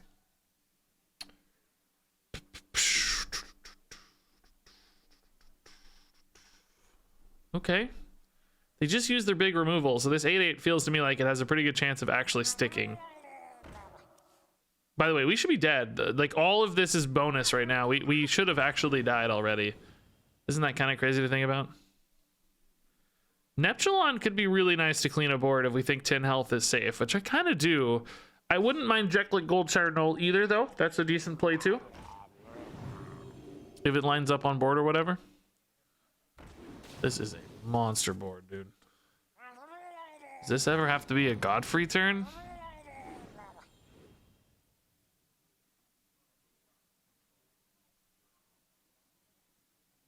because this board's so wide. Like Jeklik Knoll only clears 2 things is the... Oh, that makes it feel like Godfrey for sure, right? Godfrey, Alex, my own face. So we've got the poisonous here. So everything dies, including my 8/8. I think I'm okay with that though, right? Like, it is my last great board clear. Again, I can probably get by a little bit with Jeklik and Tidehunter and Knoll and stuff. Frankly, this is Rush and Poisonous. I think it'll be okay. I've got to decide if I think an Alex to the face is better or if an Alex to my face is better. We're gonna have to have a conversation here. Alex to their face just sets up lethal. That is so sick, by the way. Dude, Bees has been really good. I think I hit them in the dome, right? It sets up lethal. I'm at 10. They haven't been going face at all. Even like that 8 damage frosty thing wouldn't kill me here. A charged minion with Wind Fury or something could, but I think we just set up the win, man. I don't see why we dilly-dally. Let's go. If this was a 12 breakpoint anyway, I'd probably do it regardless, but... Okay, more cards for me. Mal'Ganis is cool. Old Murkai incoming. It's not impossible. Taking an acknowledged risk. They're also clearing here, so that makes it a bigger risk too. Ugh. They're gonna clear. Dang. Epsilon will tidy up fairly well, but he's so expensive, dude. What do I have that's still cheap? Denathrius, Jailer, Varian, Hand? It's really not that much. That's enough to clear the 8/8. That's enough to clear even more. I mean, dude, they're setting up a monster board here. I'm actually wishing I healed. I mean, I guess not though, honestly, because even a heal wouldn't really help me much in this scenario. They'd still be murdering me. So I guess that's not true. What I need right now is Jailer off the top for 1, dude. Just Jailer Mal'Ganis, right? It's not impossible. He's right there for 1. Exorciser? Neptulon leaves up a 2/2 that gets buffed a bunch though. I'm better off going wider in that case, like Knoll and Jeklik. That's 7 because you got to play the Jeklik first to give her rush. Plus Exorciser, I guess. That's not bad. I kind of like that better. So I clear the board here. I only take 1. I'm not getting any younger. Would I rather protect the health on Jeklik though? I don't think so. Remember, that's on a misplay. I need this to have rush. I think I do it like this. I think I need the health on me and Jeklik both. I mean, guess I could do... These both go to 1. It's fine. I think that's totally fine. This seems okay. Silencing that off, right? This sets up lethal again if they don't have rush minions to react. I'm back to 12. 11 damage showing. Ooze. Okay, I guess. Call to Arms, another good board. Oh my god, the Flurgle into this board state in particular is so insane. Dang it, dude. That's actually really frustrating. Can I get a Jailer, please? Also a charge minion. What an insane roll off that Call to Arms, man.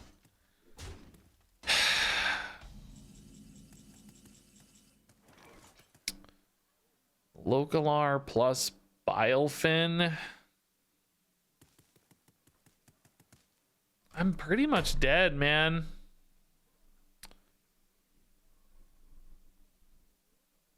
I'm pretty much dead, dude. That Call to Arms was the grossest play. It made their life so good with this Flurgle.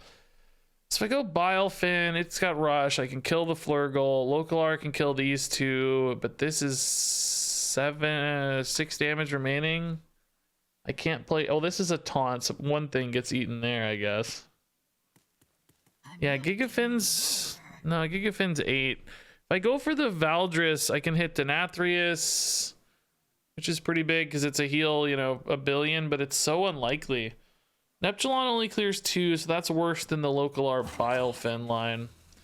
I feel like I need a play, though, man. I don't know. I feel like I'm dead. I'm just going to go for the big play, I guess, because I feel so dead.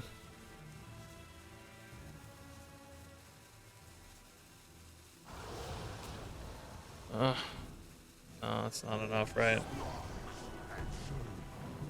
Oh, it doesn't even rush. Yeah, I'm dead. Let's hope they can't figure out the taunt thing. Wait, what? Didn't happen. I had to hit Denathrius, I think. Yeah, Giga dead. Man, what a tough freaking game. That was gonna kill me with my other line too. Where we were leaving 5 damage out, so that would have been an additional 6.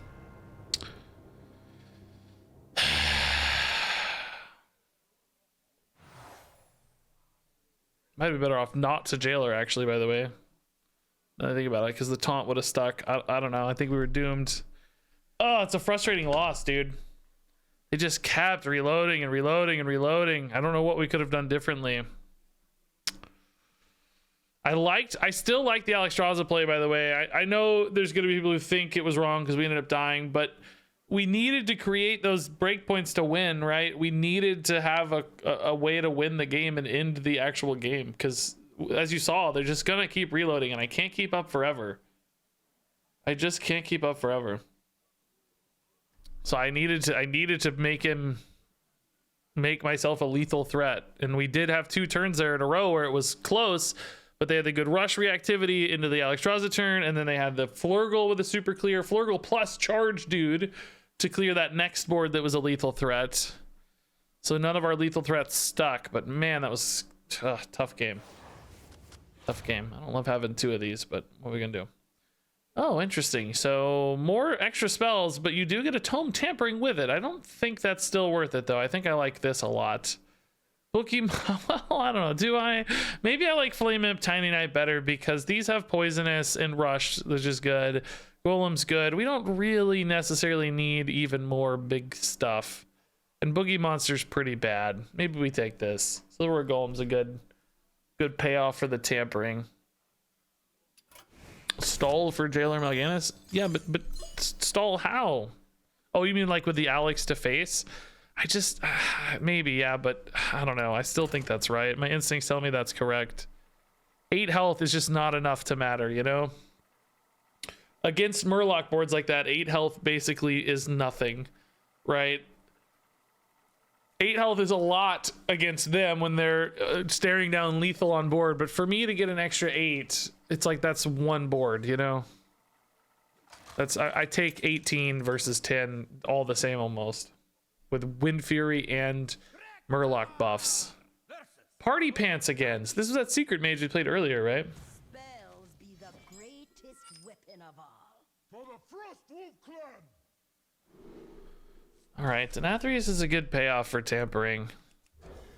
Seems like that heal matters more and more, but mage makes me really nervous because I feel like a good secret, a good objection, a good counterspell on Tome Tampering just completely ruins our entire game plan.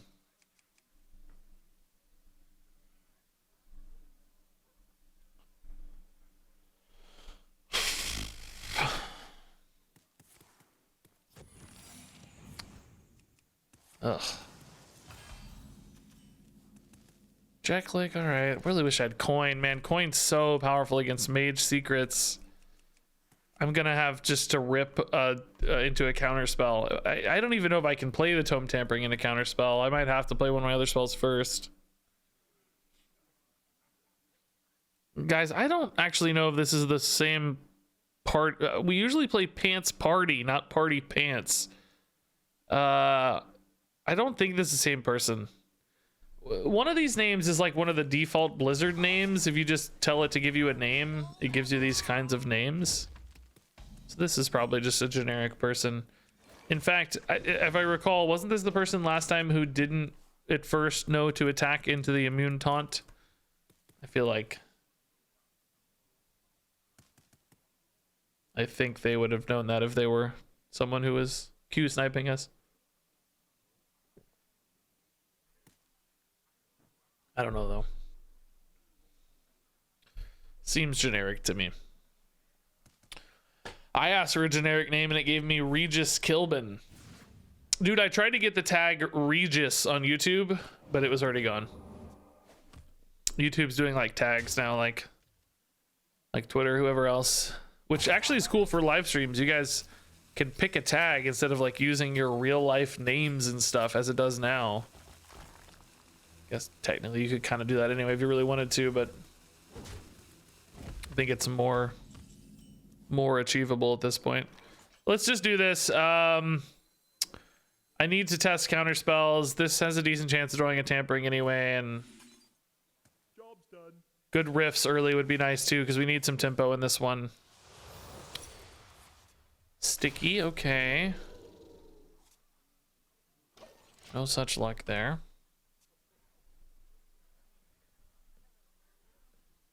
Rush Loyal Psychic's pretty good next turn. I'm just taking so much damage. I don't know. No Fel Riffs hit either. Man, that sucks. Now Tampering's actually way less likely to get. I feel bad about this. I don't know. Now that's going to be the counter spell, right? That's why it's so hard to beat Mage. It's so frustrating. How do I win, dude? This is just so much board.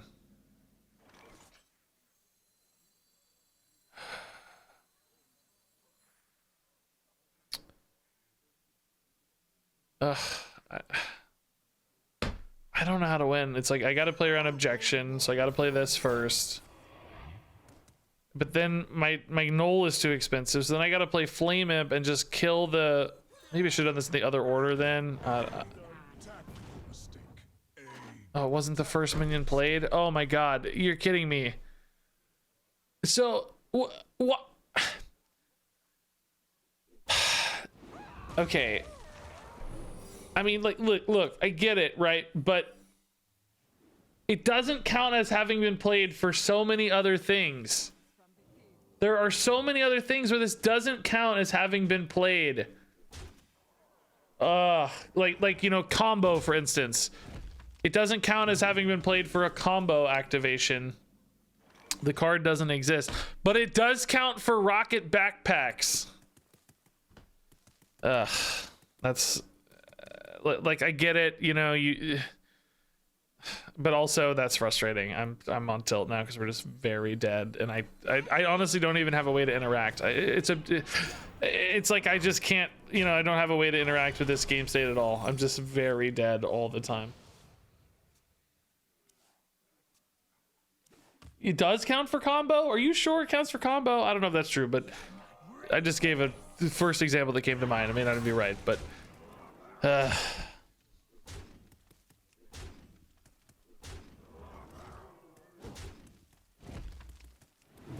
what does it... There are examples of things it doesn't count for. Can anybody name one? I'm fairly certain of that. Does this keep me alive, dude? Am I just whining too much? There's still a 3-1 up. Burning a billion cards, but that's okay. Maybe I can hit some Fel Riffs along the way to counter tempo a bit here. No, but Godfrey could be a good removal card next turn. Doesn't count for tests. Battle cries don't work. Yeah. Battle cries are a little different. I don't know. It's fine. I'm alive technically here at 3, but no healing in hand, really. Oh, of course. Tilted. This deck was really fun, and it's just... 2 straight games are a little tough there. It's losing to the same aggro meta decks, you know, that frustrates me.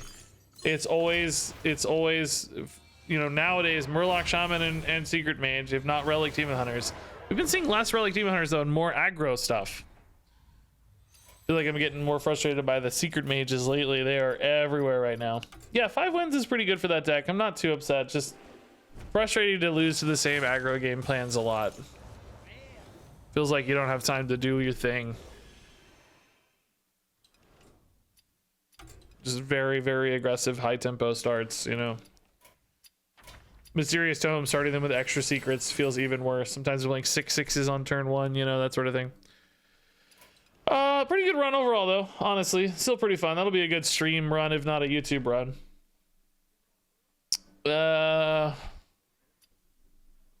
It counts for your rage.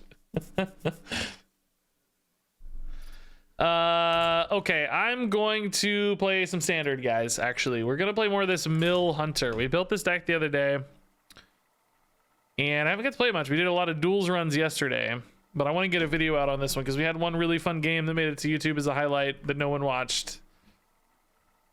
Which isn't the best sign for the deck's popularity, but that's okay. That's fine. If I'm having fun, that's all that matters. Who needs money? Who needs a job? As long as I'm having fun playing Hearthstone games, it's fine. It's fine. We'll make it work.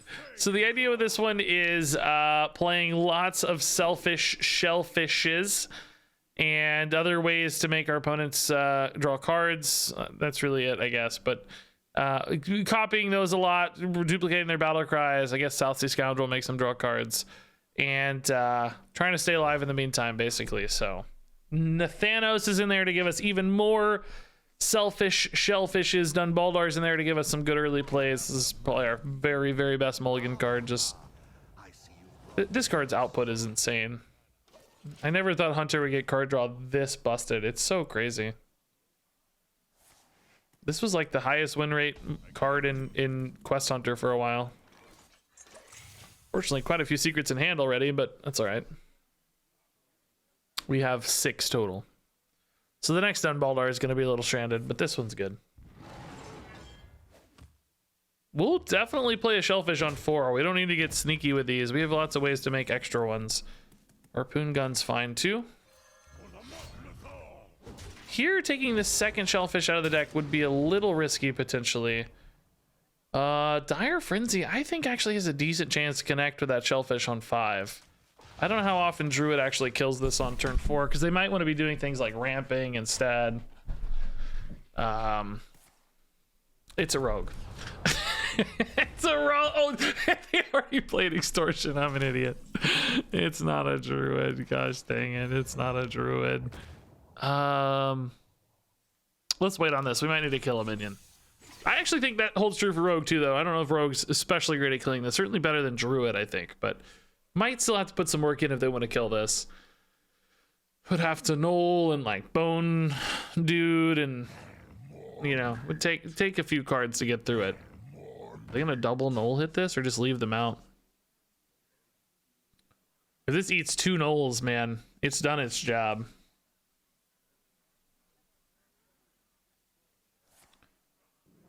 Oh my god, they're going Draka already?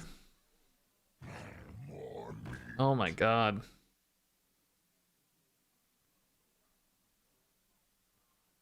What are they doing? Maybe location?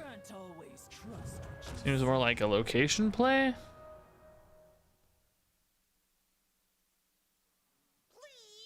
Stenographer. Coin location. Okay, that's gross. Jeez. Oh no, coin bone spike. Oh. Oh, it's tooth. I guess the step was just for the stenographer, huh? To protect the Knolls. I get it. You're reloading anyway off the Shellfish. It kind of makes sense to me. Well, that makes me very sad because now I don't have my dude. My dude is dead.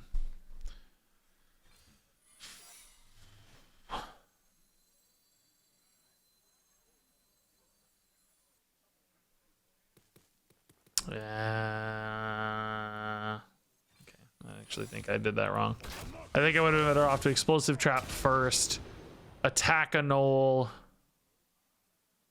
and then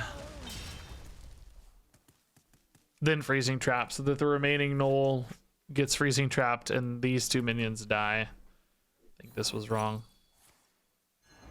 Freezing trapping Knolls in the first place feels terrible, but it's all I've got. This is very bad. So we're just chilling. So revive pet into dude. Dude into maneuvers. Maneuvers into Dire Frenzy, etc., etc. But we're just really losing on board really hard here.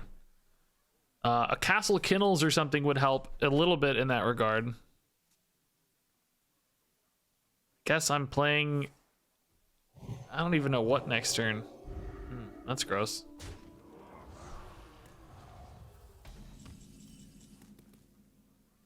Maybe just 2 secrets for lack of anything better to do. I feel like the freezing traps are just so dead though. Like if this hit a freezing trap, sure it'd be better, but unlikely to connect. I think we just 0 power. Did Nathanos actually go to law school? Nah, man, I think he's practicing illegally. What a jerk. Oh, popping the shield there's a bonus. Okay, I was expecting that to trade first. That's nice. There's probably a really good pun there, but I can't think of one. Something about bars. He spent a lot of time at the bar, but he does... I don't know. There's somebody can come up with a great joke. I don't know enough about Nathanos. He looks to be undead, and that's about all I know. He's kind of got a hunter vibe, because he's a hunter card. Seen him shoot some arrows before, I think. Seems like they're not going to kill the 7/7, maybe? Can I just hit them for 10 and try to win that way, then? Oh, they're going to kill it. Okay. Stab. Man, I would love to isolate that Edwin for a freezing trap, but seems easier said than done.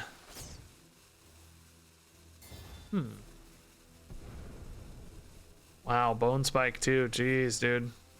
Gross turn. Guess I'm dead. Man, I get a new 7/7, but not really gonna... Oh, actually, currently... Well, I can't hit Edwin with it because it doesn't attack. I really wish it... Well, I don't know. It's good that it doesn't summon on your opponent's turn, but I really wish it could attack. Would help this card so much. Because as this card currently stands, it's so hard to interact. I mean, we're just dead. I can't stay alive here.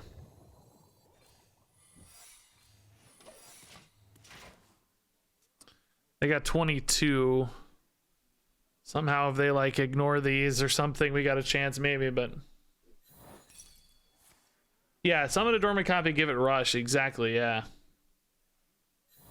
I remember a lot of you telling me how insane this card was going to be on YouTube. Like I gave maneuvers a bad score, like an awkward, I don't know, 2 or 3 or something. People are like, no, it's the best card ever, Regis.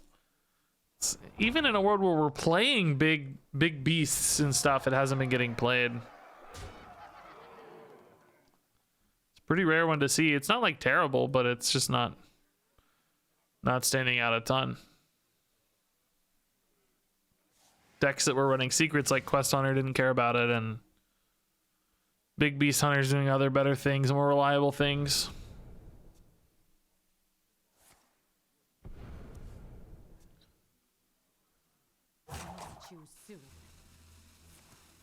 Okay. Did they get there? I really have not been paying attention to their attacks here. Man, they left me with 14, 17, 19. Dude, they're like almost dead. Can I win anything with Mill here? This hits Monstrous Parrot, but that's too much mana. Yeah, I don't win, right? Always leaving up 5/5. There's no Tavish. Nathanos doesn't matter.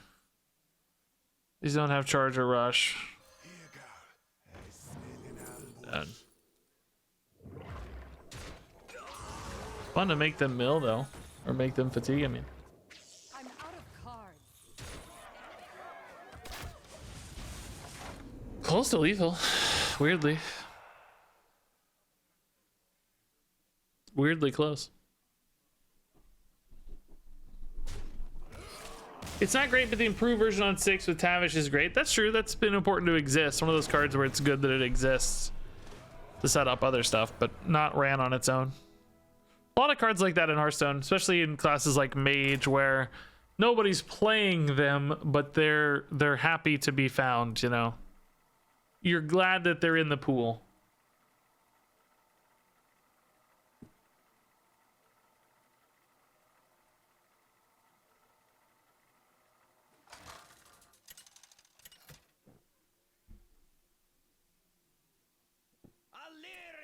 Okay, warrior's interesting. Will this be in rage or control? We've seen some like combo-y warriors. Haven't seen a lot of enrage, even though it's a much better deck according to the bracket we're in anyway. Nathanos and Parrot, like good follow-ups, but I think we want those later. For now, let's keep the Mistress in case this isn't an enrage warrior. I think I'll want an early start. Dunbaldar is again the best card in the deck, so that's good. Could be rogue, yeah, true. Could be rogue. We did already play warrior with this deck though, so I'm suspicious that it's actually a warrior for some reason or another. I don't know if this Mistress is gonna go far enough, guys. I feel like this could be cut. I wanted something that played towards this deck's longer term nature. So healing, you know, death rattle synergy stuff kind of made sense to me, but it feels pretty bad. I don't know. It just doesn't go very far. I don't know what decks it's actually good against, sort of thing. Have we tried this with Priest or Druid? Yes, many times. Hunter seemed like the fun way to do it. The unusual way. I think I want to try to find my Shellfish for next turn. We've got some pretty good follow-ups, actually. Ah. This definitely points towards combo-y warriors to me. So maybe we can make them burn a combo piece or 2 or 10. All of them. That would be a fun way to win the game. Burn their Galvangar, Grom, that sort of stuff. Yeah, let's dig here for a Shellfish if we can find it. Another Dunbaldar. If we do play this, it's going to be a while before we realize the benefits. But it is, again, one of the best cards in the deck. It's really good at cycling through the deck, thinning out the cards. I guess we'll take it. Just use it later. I don't want to give this attack for the trade. I want to save this for the Shellfish in particular to make sure that they can interact on board better if needed. From the depths, man. Is that in combo decks? Probably, I guess, but I haven't really paid a lot of attention to combo deck lists, I guess.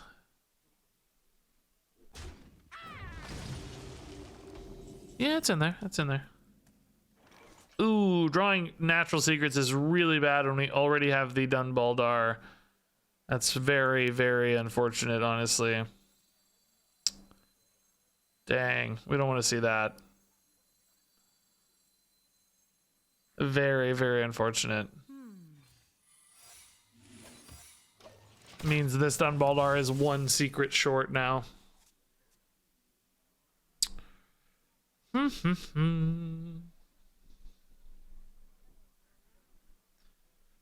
So don't really want to play a minion unless it's a Shellfish right now. This feels like the kind of card that would be good if it were tradable. But doesn't really make sense to trade a swarm of rats. Man, I feel like I have not seen Weapons Expert in... Oh, no, it's in there. I'm looking at the list right now. It's in there.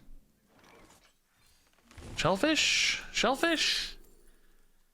Yeah, Theotar's fine. We'll play a Theotar. Do we play Theotar now? Their hand's a little light. They put a weapon in, which means they're going to have an Outrider's Axe. I don't really want a Freezing Trap, a 3-2. I guess we'll just Dunbaldar again. Yeah, that's fine.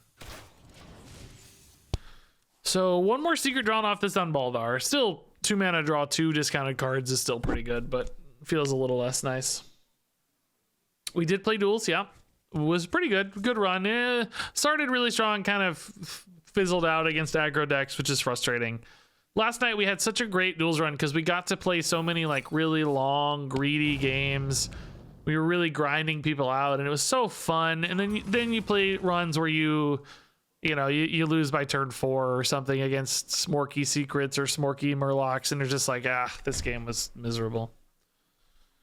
So, I'm already Longing for the days of yesterday, literally. Literally yesterday.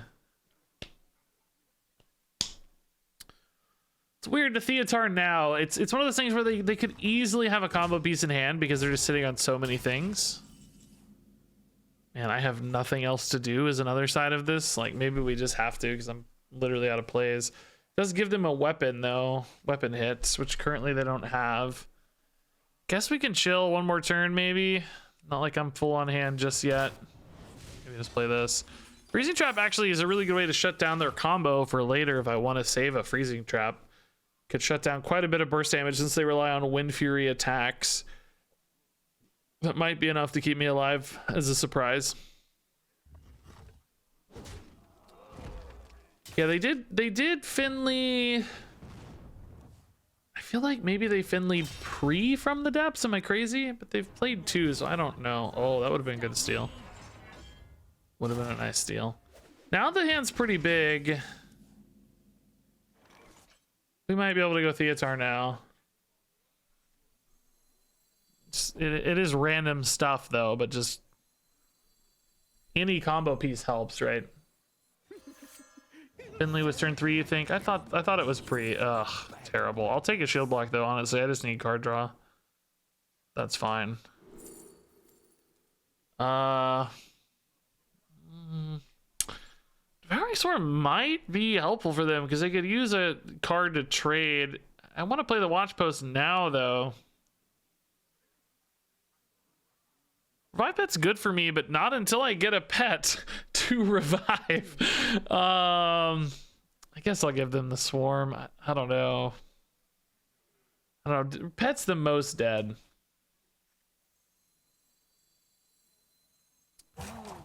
Boy, do I hate all this though.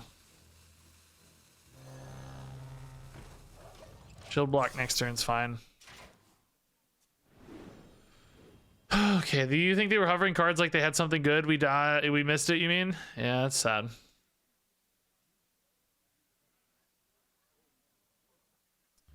What else did they have? They have a heavy plate and they had a... I'm blanking. Blanking on what else they had. Hoopers on that's kind of fun, actually. That's fine. I'll take it.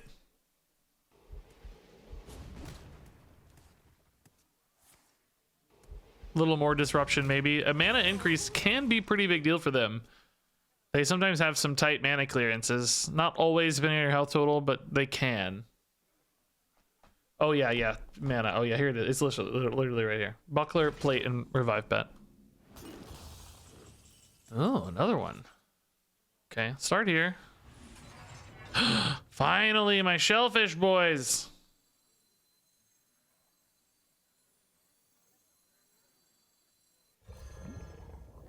All right. Let's see if we can start burning some cards. Honestly, I only have one. I don't even know if it's right to play this. Maybe I need to wait for the farmer to get more in my deck.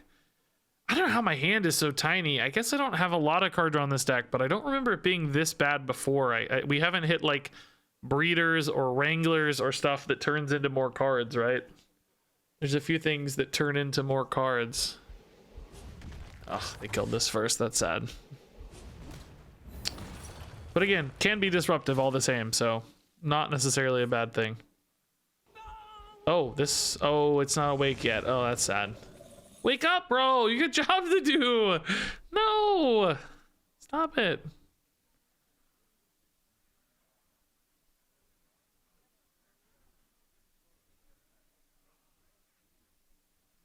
I need to draw a Scoundrel, a Tavish, and a Thanos would be nice. The Thanos actually would be the clutch draw. Be really good. You're talking to a building! Well, that building wronged me, sir. Alright, this is actually a really, really cool turn.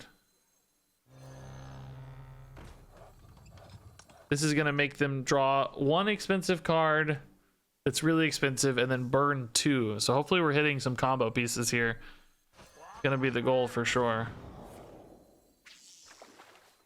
The one card we're killing on mana and combo piece? No. Combo piece? Combo piece? No! Ah, we've missed so much potential disruption, dude. Ugh. Hopefully we made stuff cost too much, though. Are they gonna kill me here? I didn't get up my freezing trap. No, just shield shatter. Okay. Sure. Them not having any minions on board has completely just killed my devouring swarms. I have nothing to hit into. It's so frustrating. This castle kennels as well, by the way. Both of those have been miserable for me. Okay. Is an explosive trap? I don't remember. Oh no, I have a freezing trap up. Oh, it's still there. Oh. It's actually unfortunate for the weapons expert.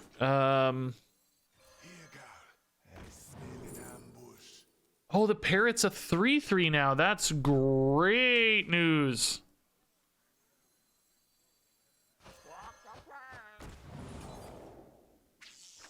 So I can kill this off to protect the freezing trap and get it back and replay it this turn so that maybe I burn some combo pieces again, right? Let's see. Combo piece? No. Oh my god, dude, I cannot. Oh, that's not a full combo piece, but it helps because the freezing trap now might protect me a little more. I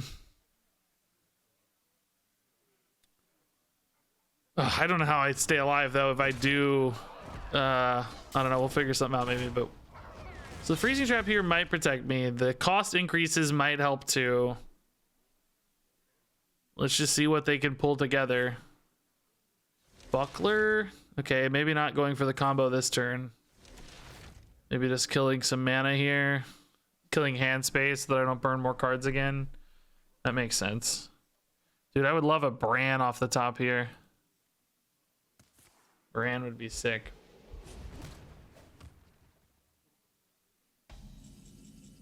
Another parrot though.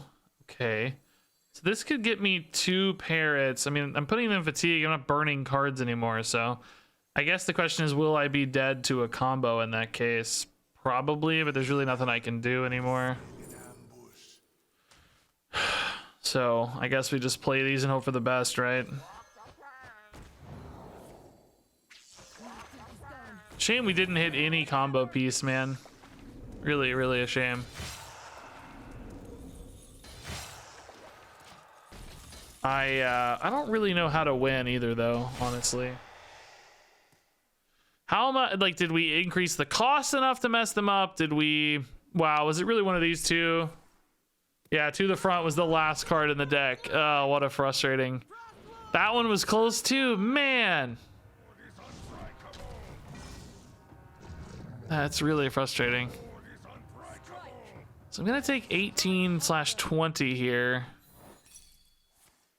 Or is that playable again after the bounce, even with the freezing trap? Oh, manipulator doesn't matter. 0 mana manipulator, yeah. It's enough anyway. Dang, dude, what a real lost opportunity. We burned so many cards. And nothing of merit. Real shame there. Feel like we need a little bit more card draw on this list, guys.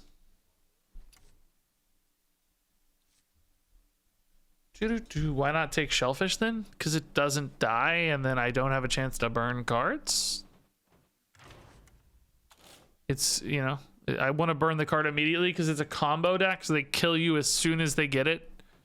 You don't have any sort of inevitability there on your end. They do, so you have to be fast with your activations. So we want to burn the cards right now.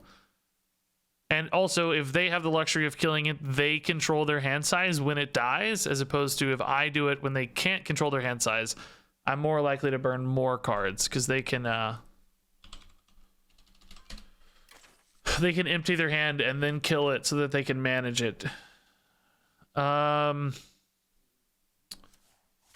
that doesn't really work well. I really hate the Mistress of Mixtures. I just don't think that does enough.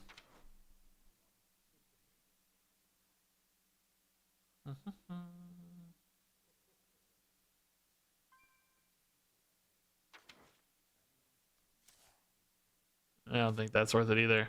Like Treasure Guard's probably decent, just, you know, little taunt, little draw. I yeah, Kennels has been. I know Kennels sucked that game, but that's because our opponent wasn't playing any minions. I think Kennels was actually okay. It can really help you use your shellfishes as a board swing because it has rush now and can help you kill them off as well. I think I liked Kennels okay in the past. Yeah, I think this guy would maybe be okay, but we're just not that good at infusing. So I think Treasure Guard's good. I'm actually eyeballing Talon a little bit because Nathanos is a pretty decent card, and Talon's just, you know, still fits the game plan okay. So part of me is oh, the 4-mana location card's not a bad idea. Yeah, that's not a bad idea. We are having the location up quite often, it seems. Dispossessed Soul. We are in a 40 card deck, so the location's, you know, not as likely to be hit. I'm afraid this will be dead sometimes. I kind of like Talon better. Oh yeah, we do need to manage death rattles. Yeah, Talon might be too many. Well, we cut the Mistress, so currently we have Shellfish, Treasure Guard, and wouldn't Talon be number 3? Yeah, Talon would be okay. So what am I cutting for Talon? Maybe a Kennels? You guys are kind of soft on Kennels. I think Brand's important, Farmer's important. Yeah, let's cut a Kennels. I gotta take a pee break though, guys. I'll be right back. Give me 30 seconds. All right, so let's try it. I like these tweaks. Thankfully, sometimes I'm a little hesitant to change a deck when we've already got some good games in the tin. I don't want to, you know, like I don't want to change it for the video. I want the deck to be consistent throughout the video, but we don't have any good games yet. It's free to change it. Oh, what a delight. What a delight. Did I miss? I don't remember reading Goodbye Mr. F's sub 54 minutes ago. Goodbye, Mr. F. My apologies if I missed you. Thank you for the sub, though. From England, even. That's incredible. All right. I actually like this hand a lot, man. This just helps me get going really, really well. Let's do this. Yeah, Baron is 4 mana for just like 2 cards, guys. Really hard to get Baron to work super well. There could be some neat plays of like Baron, Bran, Parrot stuff that I guess would be pretty nifty, but be hard to pull off. It'd be hard to do. Hey, Caparin, thanks for the tier 1 sub. That's really nice, Caparin.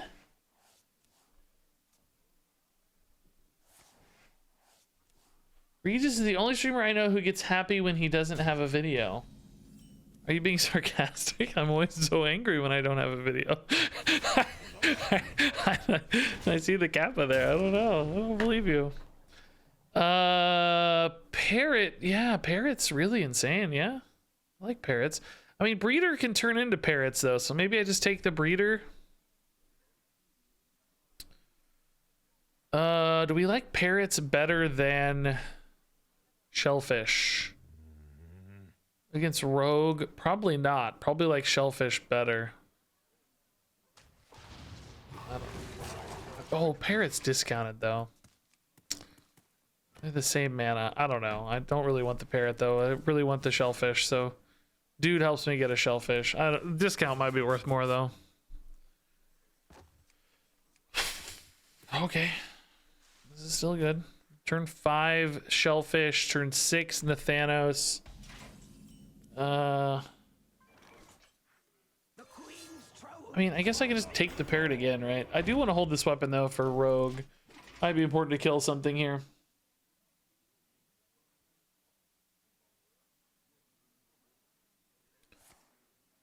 Okay. Do I play the Wrangler here or do I take... Yeah, I do, right? I do. I don't take the cheap Parrot. I don't know what I'm doing with my hair right now, by the way. basically made a ponytail for myself. Hungry, aren't you? I don't know. Let's wait, right? I don't again see any reason to attack yet. I can actually make that parrot cheap and then maybe copy it, right? I get offered that one. I might get offered the expensive one, so I don't know. Might be a 50-50. This seems like some kind of combo-y rogue with a lot of death rattle stuff. Maybe I'm scared. I'm just really nervous, but we'll do our best to just kill them or maybe burn some damage or something. Or they're drawing a lot anyway. Maybe we push them into fatigue really fast. The dead never rest. Okay. Assuming some kind of bomb is going to come down here. Oh, maybe it's more miracle-y. Okay, still scared. Very nervous. My beast be. This could heal me though some. This can be a big play too. We need the shellfish to die for that particular big play though. Could use this to grab the other big shellfish again, by the way. That might not be bad. Could also dire frenzy into a big shellfish that way too. If I want to push more immediate damage. Let's just see where we're at.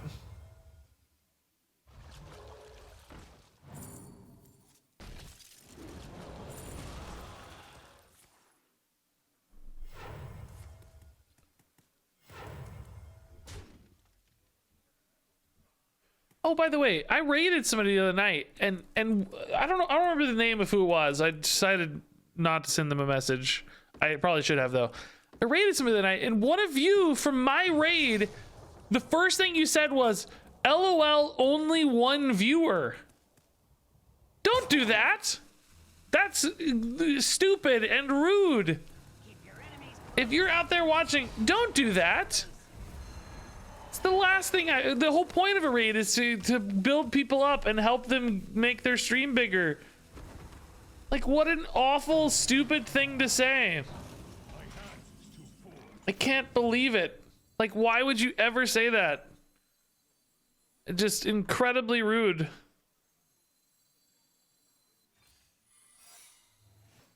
Just so rude. LOL, only one viewer. Man. They were like the first person there. I guess they like saw who I was raiding in the thing and went there. I mean, I don't know how they see only one viewer, but this is really annoying. Made me very, very mad. Like cause you guys represent me too, you know, like that poor streamer, like thankfully I saw they put out a tweet, like they were really excited about the raid and stuff, but still, man.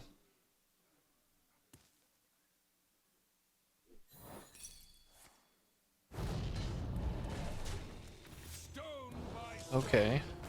Edwin's getting big. Don't really interact well with Edwin. I'm trying to freezing trap, isolate Edwin with Tavish, I guess. Dude, they are drawing so much stuff. Like, we have to be enabling some actual bonkers plays for them, right? Like, they have to be going insane soon. I don't know. Is Draka the play? Is just Big Edwin the play? Is... I don't know what did we do with this before? I can't even remember. We did like Draka stuff with all this, right? They are running out of time though, man.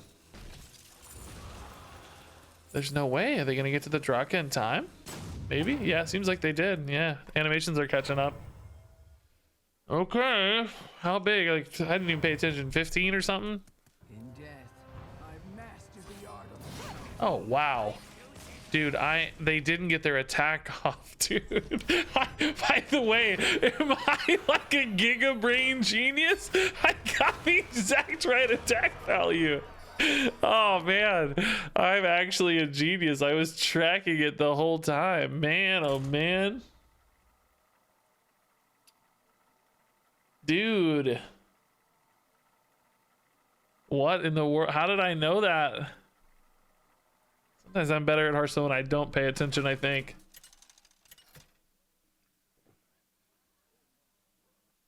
Tavish versus Jaina. You asked for it. You won't be taking my treasures. All right.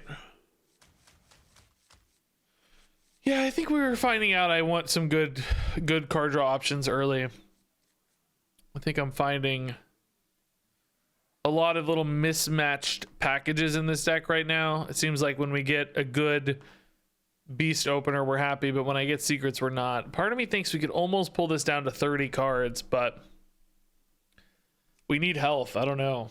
I don't think the deck goes fast enough to be a 30 card deck.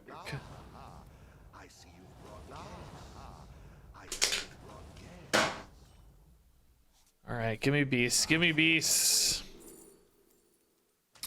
Not a beast, but a good deck thinner. I feel like the secrets have actually been pretty inconsistent, a little bit whiffy so far. They've whiffed a lot, but still helps me move through the deck faster than anything else. 2, 3 looks good. Need to find a shellfish by 4. Revive Pet will be good once I find it. Yeah, guys, we were making, I think I made like a 27 attack weapon with Draka Rogue on day 1. 15's not really that big for Draka Rogue. Mine's a lot bigger. Listen to me. I can make mine way bigger. I think I hit like 27 or something if I remember. It was really nuts. It was one of those where, you know, it wasn't necessarily a good turn or anything, but it just kind of stacked up really nicely. Honestly, emergency maneuvers on this taunt would be nice if it is the taunt. The Renathal, little risky there, I guess, but hopefully it hits this taunt. I would love another card draw card.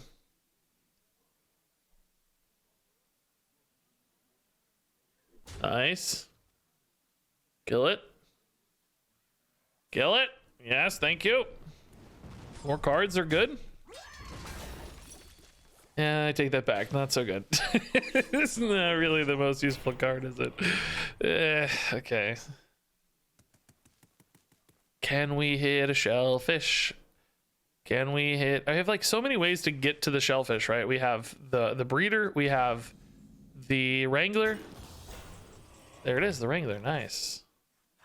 Wrangler jeans. Freezing trap here. It's probably gonna hit the 2/2. That's what they used to test it last time. I don't really want to bounce that 2/2. Even at 4 mana, it's a little annoying. I think we hold the freezing trap for a more key card later. I just don't think these are well timed or well positioned right now. So next turn looks like shellfish kennels probably.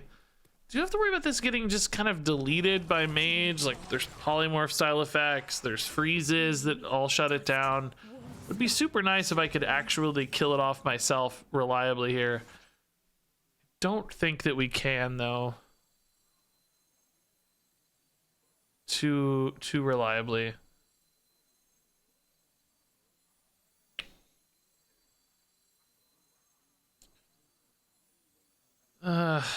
Yeah, I want to do that too, but I think kennels is still better. Amazing. Like a part of me wants to hit a bigger thing so it takes more damage sooner, but it's okay. Hit this, hit this. Actually want my minions dying, you know, we're in a bit of a weird spot here. Dude, a Bran breeder into a parrot would be so cool. We haven't had that kind of play yet. Oh, this looks like Deathborn, right? Okay. Hey, parrot. Nice. Speak of the devil. Again, I would love for this guy to actually die.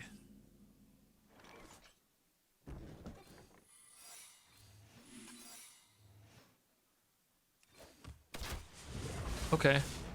Just isolated here for the maneuvers. The explosive trap might kill it off too if they go face. Could take a bunch of damage here, but that's okay right now when we're 38. I'm not as worried about that. They're gonna want to kill this, I think. Okay. Please die, Mr. 11-3. Absorb some of this damage for me, please.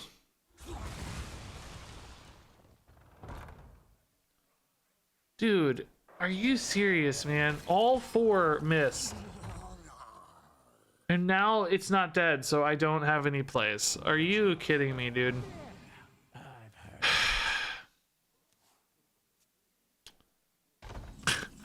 I mean, just unbelievable. It's just unbelievable, dude. I can't believe it. I actually can't believe it. So gross.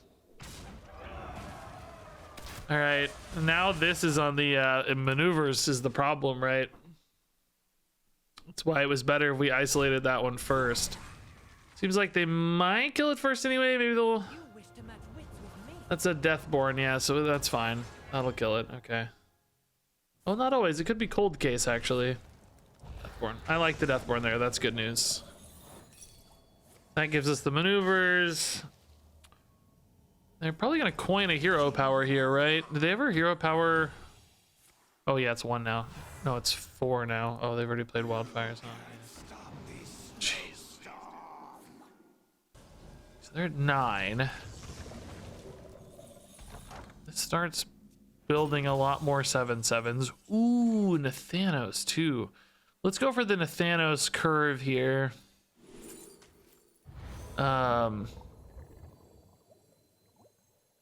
like this staying on curve a little more, I think. There's a lot of card draw they have to deal with here. The mill is strong with this board, bro. Oh, yes. What a good start. Reckless is good too. Okay. The mill is strong with Nathanos. Nathan is burning cards. Thank you, sir.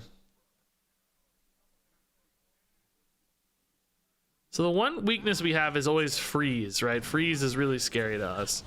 That's going to clear the Nathanos and make them burn more. It's going to increment their hero power, unfortunately, but still happy that they burn more. Fire sale gone. Okay. Dude, they still have 15 cards left, though. We're so far from, like, actually doing anything. You know what I mean? Like, yeah, they're losing a lot of cards, but to what end? Just not winning the game or anything yet. Is this at 5 now, right? Yeah, 5 already. Jeez Louise, 5's a lot. A pinch of that.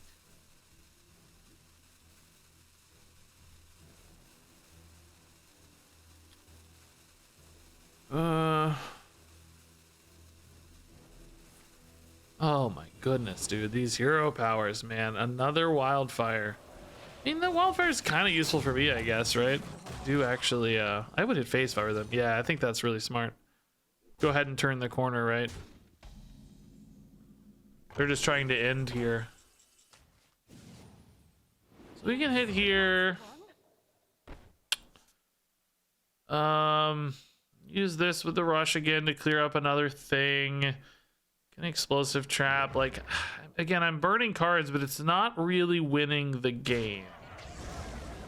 That's my big hesitation here. I'm just dying to, you know, more Dresh stuff, hero power stuff. I don't think I'm really advancing the game plan too much. So it's fun, but, you know, we're just gonna lose. We're just dead to more Dresh ping here. Not that I can fix that, I don't think, unfortunately. Okay. Renathal decks make this life very hard, you know. All right, there's the explosive trap. Yeah, we're dead. Dang, dude. Good spot by them. Find the lethal, you know. Okani gone. Alchemist gone. Multicaster gone. Beep, beep, beep.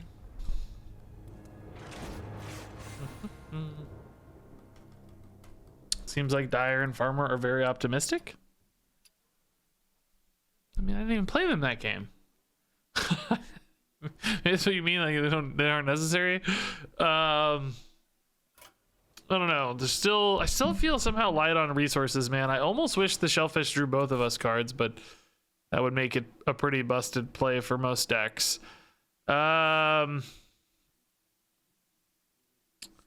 Mage just has too much unavoidable damage.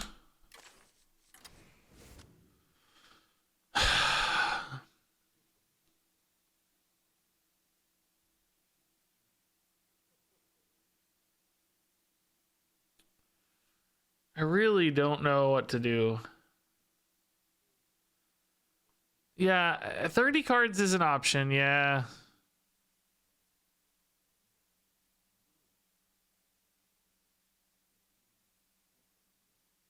What am I cutting though? I think I like the Dire Frenzy because the buff has been pretty relevant sometimes, but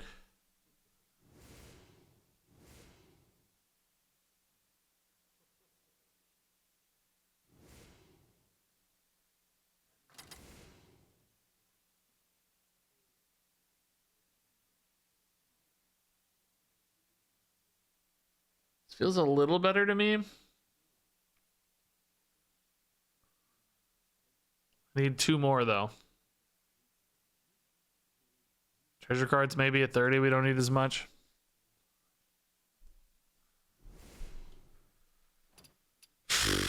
I don't know. I don't think this feels better. Swarm hasn't been great. It actually was in one game we played. It like hard carried. But yeah, I don't know. We'll see. Not tonight. It was last time. This is one of those decks where I just really, really desperately want this to be good, and I just don't know. Well, not good. I want this to be playable. It's never going to be good. I don't believe it'll ever be good. But if it can be playable, that would be really fun, right? I would love if it were playable.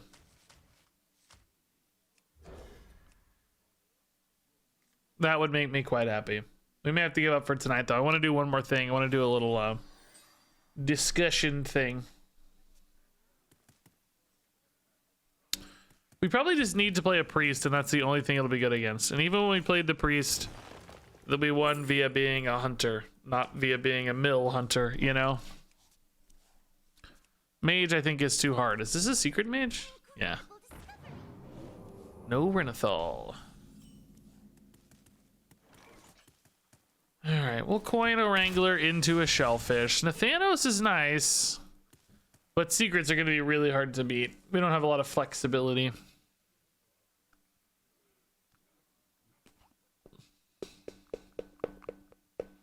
You know, mana flexibility is not our strong point here. We have to spend 4 mana on a Shellfish. I don't have like a 1 mana thing I can play for an objection. We have to just eat it, basically.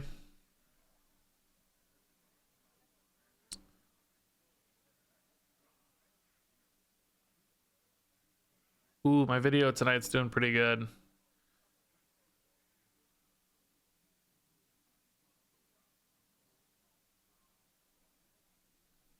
Not great, but the watch time is very high. 28-minute watch time already is really, really good for a YouTube video. It's going to go up typically over time. The last Duels run has a 23-minute watch time, which isn't bad, but it's not great. Over 25 is really the sweet spot for Duels videos getting a lot of views. One before that was 27. One before that was it was 24 and still did pretty good. Anyway, okay, not objection. Objection. Like I said, we can't really play around objection easily. Look, I was excited for Secret Mage to be a viable deck because it hadn't been in a while and they printed all these secret cards, but I'm gonna be honest. If Secret Mage becomes a real meta force in Duels and Standard, I think a lot of people, including myself, are going to be pretty miserable from that. I think that's going to be a pretty tough existence to be in. They're really frustrating to play against sometimes, because you just feel like you can't do what you need to do, and you're just sort of stuck. You know, like last turn, for instance. Like our very previous turn.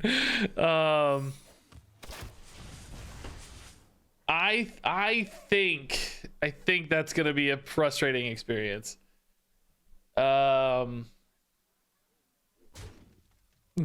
Especially if it's across both modes for me, because Secret Mage has been all over Duels this week. It's partly my fault. I was one of the people who started playing Orion decks, then it's, you know, popularizing that it's maybe not terrible, and then somebody came along and made a good deck. You know, mine was just okay.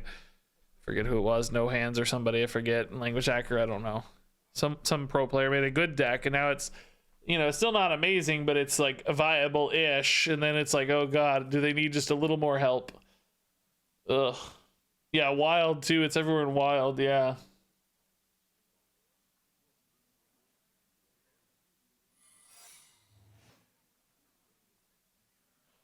So, yeah, I don't know. Makes me nervous. Out on me. Don't think it's a playstyle Blizzard wants to be a very popular one. I think it's one of those things where if it was like Fringe, you know, Fringe good, that's okay because you don't run into it a lot. It's kind of a spicy little puzzle every once in a while, but when it's every single game, as it tends to be, I think that's where people really start to lose it. We are dead. We are dying. We have no plays.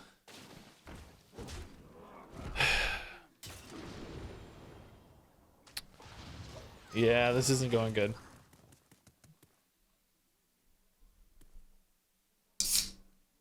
Not going good. Okay, I'm gonna concede because I'm running out of time and I want to do something else real quick. So guys, shoot, where did that go? Oh, here it is. Okay. So to give you guys a little context, this Reddit post popped up a couple days ago, and I thought this was actually a pretty interesting topic for a discussion video. I thought we might talk about this a little bit. So I need you guys to chat. This is one where I'm recording for YouTube. You guys are going to be famous. At least 7 people will watch this YouTube video and see you. What just happened? Why did that? At least 7 people will see this and your names will be famous, right? You guys are going to chime in so much with intelligent, insightful comments. You're not going to say anything funny, and you're definitely not going to make fun of me the whole time, okay? You're going to be insightful and intelligent. So anyway, this by the way, I have other screens. We're not just gonna be looking at this the whole time. Don't worry. I made slides. Don't fret. This isn't the whole video. So this Reddit post popped up. The Death Knight class might be added to the game soon. As you probably have heard, there's a lot of speculation that Death Knight is coming in the 3rd expansion of the year. There's been like graphics in the game showcasing Death Knight location card frames. There's been famed leakers saying Death Knights are coming. Just a lot of speculation Death Knights are coming. Not confirmed, but might be added is definitely where people are leaning. So this poster asked which of the original Death Knight cards could realistically be part of the game without needing a nerf.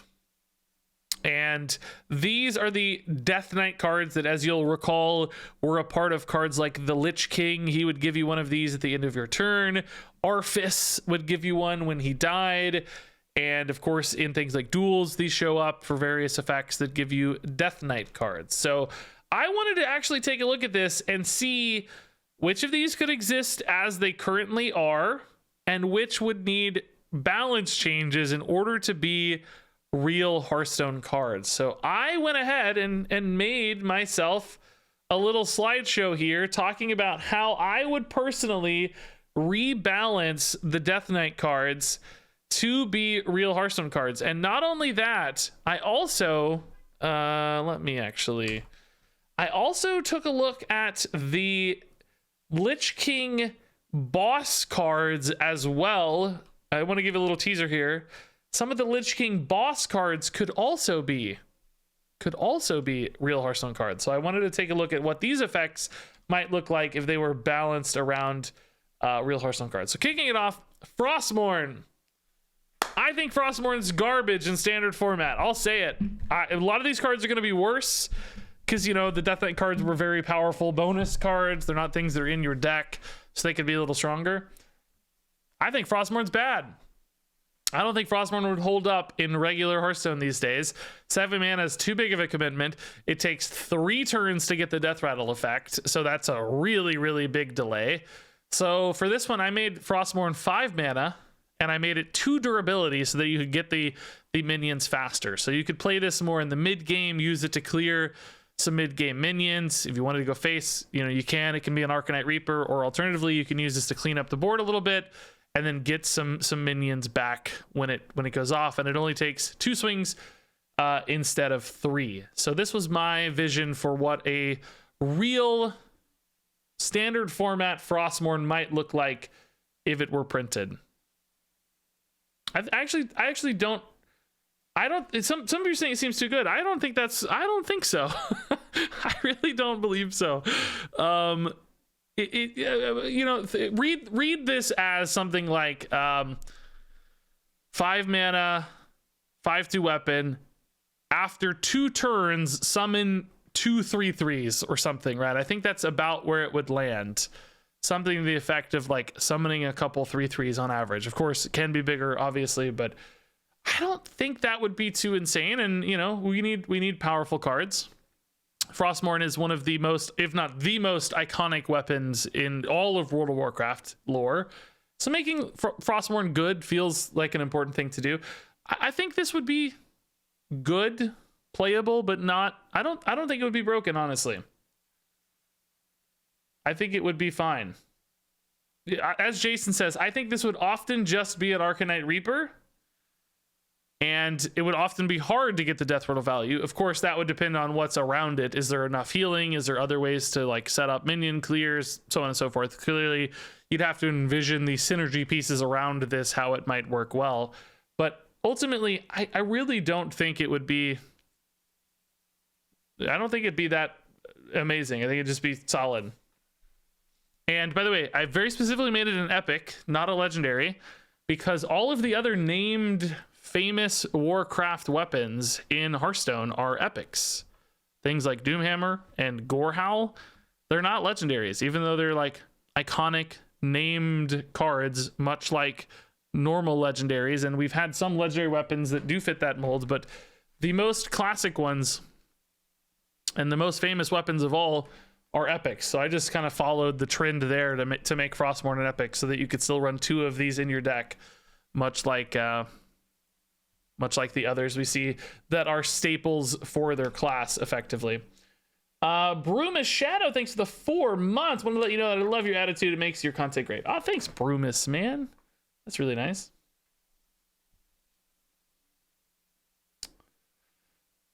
So some of you are recommending changes that are like freeze the board or do immune stuff. For the spirit of these cards, I tried to keep as much of the effect or design of the card intact as possible. I didn't want to just totally make up a new card. Maybe a little bit less of that for some of the boss cards, because some of them are just insane. So I wanted to stay true to the roots of the design, but basically rebalance for what it could look like in standard format if Blizzard were to utilize these cards. So all cool ideas. I don't mind you guys sharing your thoughts for what cool designs could exist. That's great. A+, do that, please. But just to give you some insights into why I specifically kept these pretty close to their original as much as possible. Speaking of which, Doom Pact. I don't think you need to change Doom Pact. I think this is absolutely balanced for standard format at 5 mana. I think this card could exist as is and would be okay. We have plenty of these bigger board clear cards in the 5 to 6 mana range. And this one has a very distinct downside in that you're destroying part of your own deck. So it's like a brawl that always works. And, you sacrifice some cards for it. I think that is absolutely fine. This could maybe even be 4 mana. At 4 mana, it's basically a better soul thing for Warlock. What's that called? The 4 mana. Ow, I just broke my hand. The 4 mana soul Rend. At 4 mana, it could almost be Soul Rend-esque, but it would kill any shape of board. So 5 mana felt more relevant than 4. But yeah, there could be things like remove card synergies for Death Knight, as they like if they destroy cards, they get some kind of bonus or like empty card synergies, kind of like Warlock has, could be something that Death Knight plays to. We might see some of these effects being lead-ins to what they do for Death Knights, and we might not. Of course, these designs are ultimately 5 years old at this stage. It might be a little naive to suggest Blizzard would just dump these in the first place. They may just ignore these. They may not actually use them. But even sticking to the same design ideas or inspirations isn't necessarily something we should expect since it's so long ago. 5 years old, basically. Alpha Squid, thanks for the 16 months, man. I don't know if I said that, but really appreciate it. Next up, Army of the Dead. I made a small change here. Originally, this was 6 mana, remove the top 5 cards. I changed it to top 3 cards. And the reason for that is because with Army of the Dead, I think you could actually build around this one really successfully. When you got Army of the Dead randomly, your deck wasn't really built to take advantage of it. So you'd have spells, weapons, other things getting destroyed. But if you're running this in your deck, if you can actually control this variable and you only ran minions and you ran a bunch of big minions in particular, this could actually be a really, really powerful effect. Summoning 3 like 10 drops into play for 6 mana when controlled for. So I thought 5 felt a little too risky in a standard format there. I think the power spikes could just be too ridiculous when built towards. So I pulled it back to 3. That was my thought to make this feel fair while still keeping the effect and the cost. Yeah, it's recruit, but we don't use old keywords in new expansions.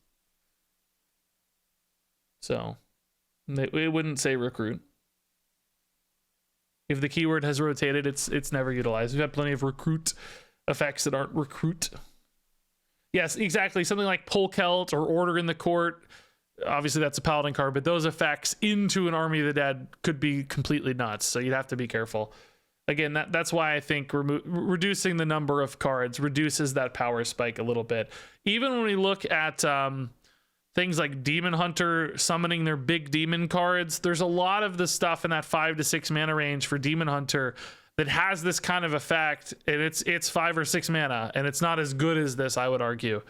So I think this feels like a good middle ground. Feels like a good middle ground. Yeah, guys, Rush became a permanent keyword. Come on, don't try to interpret things as uncharitably as possible always. it's not cool. Like, you know what I mean? We abandon keywords, and then even if we use the same effect, if the keyword has not become a core keyword, then it is not utilized. There's been plenty of recruits. There's been plenty of echo cards that weren't echo or recruits because those keywords have rotated. This card would never say recruit if it were put into the game right now.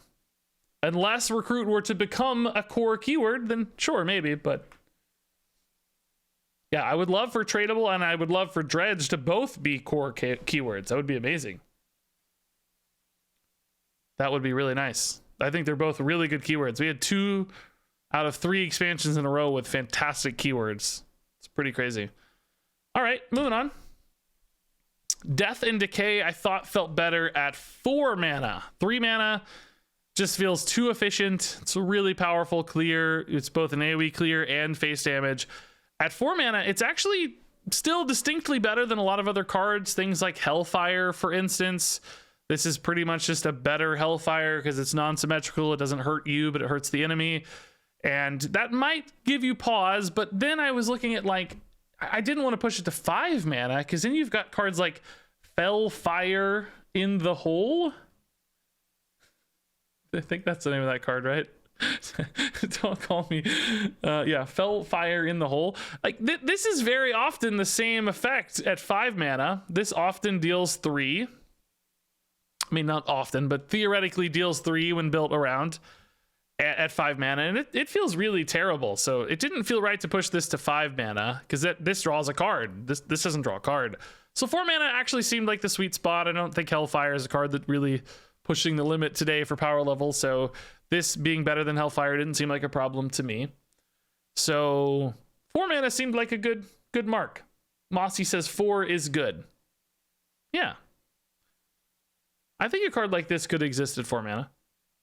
Better than Consecration 2 for the record. I guess that's an even more obvious comparison than Hellfire, because Consecration only does 2, but that can be a class balance thing too. You know, Paladin has access to Equality, for instance, which makes Consecration a really powerful pair.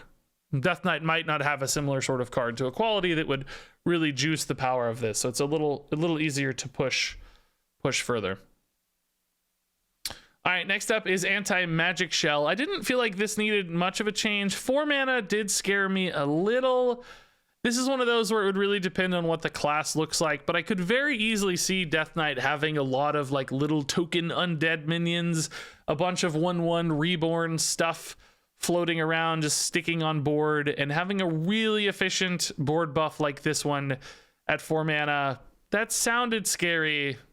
So I went ahead and moved it to 5. Yeah, ghoul token stuff. Exactly. Yeah. 5 felt safer because it can't be targeted, can be a pretty frustrating thing to work around and deal with. So that could lock out a game really, really easily. If it's token class, this will break the class. I do not think 5 mana is enough. Okay. That's the feedback I'm looking for. Curious to hear those. 5 is like an Arbor Up, but worse, kind of. I mean, you know, you don't get the minions on the Arbor Up, but you get this effect. So given that it's a one-dimensional follow-up and not both a setup and a follow-up, I felt like 5 was okay. When I compared this to Arbor Up, I was like, all right. It's kind of a Bloodlust too, though, and it's like, well, Bloodlust is 5. This is giving you a buff and a lot of damage output. So I could hear 6, but I don't know. 6 just feels so late as a follow-up card for token decks. Would it even be good at all at 6? You know? But again, this one really ties into how good the class would be at utilizing this. If they're really good at tokens, 5 might not be enough. If they're only okay at tokens, 5's probably fine. If they're not good at tokens at all, a card like this might be okay at 4. It may be just something that follows up on 1 or 2 minions only ever, and then the risk is limited a little bit. But I wanted to nerf it at least a little, I think, was the takeaway here. 4 felt too efficient for this sort of effect that can lock people out of a game. Because even if you look at Priest, right, like Clear Conscience, the new card from the mini set, that's a 3 mana 2/3 with this effect. And it's 3 mana for a single target buff. So I thought you had to create some distance there to Priest with Clear Conscience. This is a single minion, slightly more health. So 4 just feels too close to this. So 5 feels like a good spot. So next up, Obliterate. No change. I don't think this needs a change. I think it's actually completely fine. It's efficient single target removal with downside because you're taking damage. Now, you know, Death Knight, that might be an upside. They might have a lot of healing to overcome that. Who knows what that would look like. But we have a lot of 2 mana removal in Hearthstone that's very efficient, cheap removal. Sometimes it has downsides attached or conditions attached. We actually just got that full cycle of that in the mini set. We got all the like 2 mana conditional removal cards for Rogue, Warlock, and Priest. And maybe if I'm forgetting another. I don't think this would be out of line at all at 2 mana. There's a lot of risk inherent to this, so I think it's completely fine. Agreed, this card is fine. Tingus just says Hearthstone.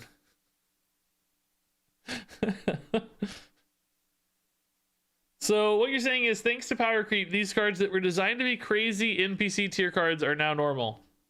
Yeah, I don't know if they're NPC tier cards. There's more of those later, but yes, the like chase bonus cards for Death Knight that used to be crazy broken. Indeed, I think a lot of them could just be normal cards now. Yeah, that is absolutely part of the takeaway. That I don't think most of these are unfair or broken in standard at all. I think it's kind of okay. Next up is Death Grip. This one started at 2 mana. I went ahead and pushed this to 3. I was hesitant to do even that. We have effects like this in Hearthstone right now with cards like Parlay.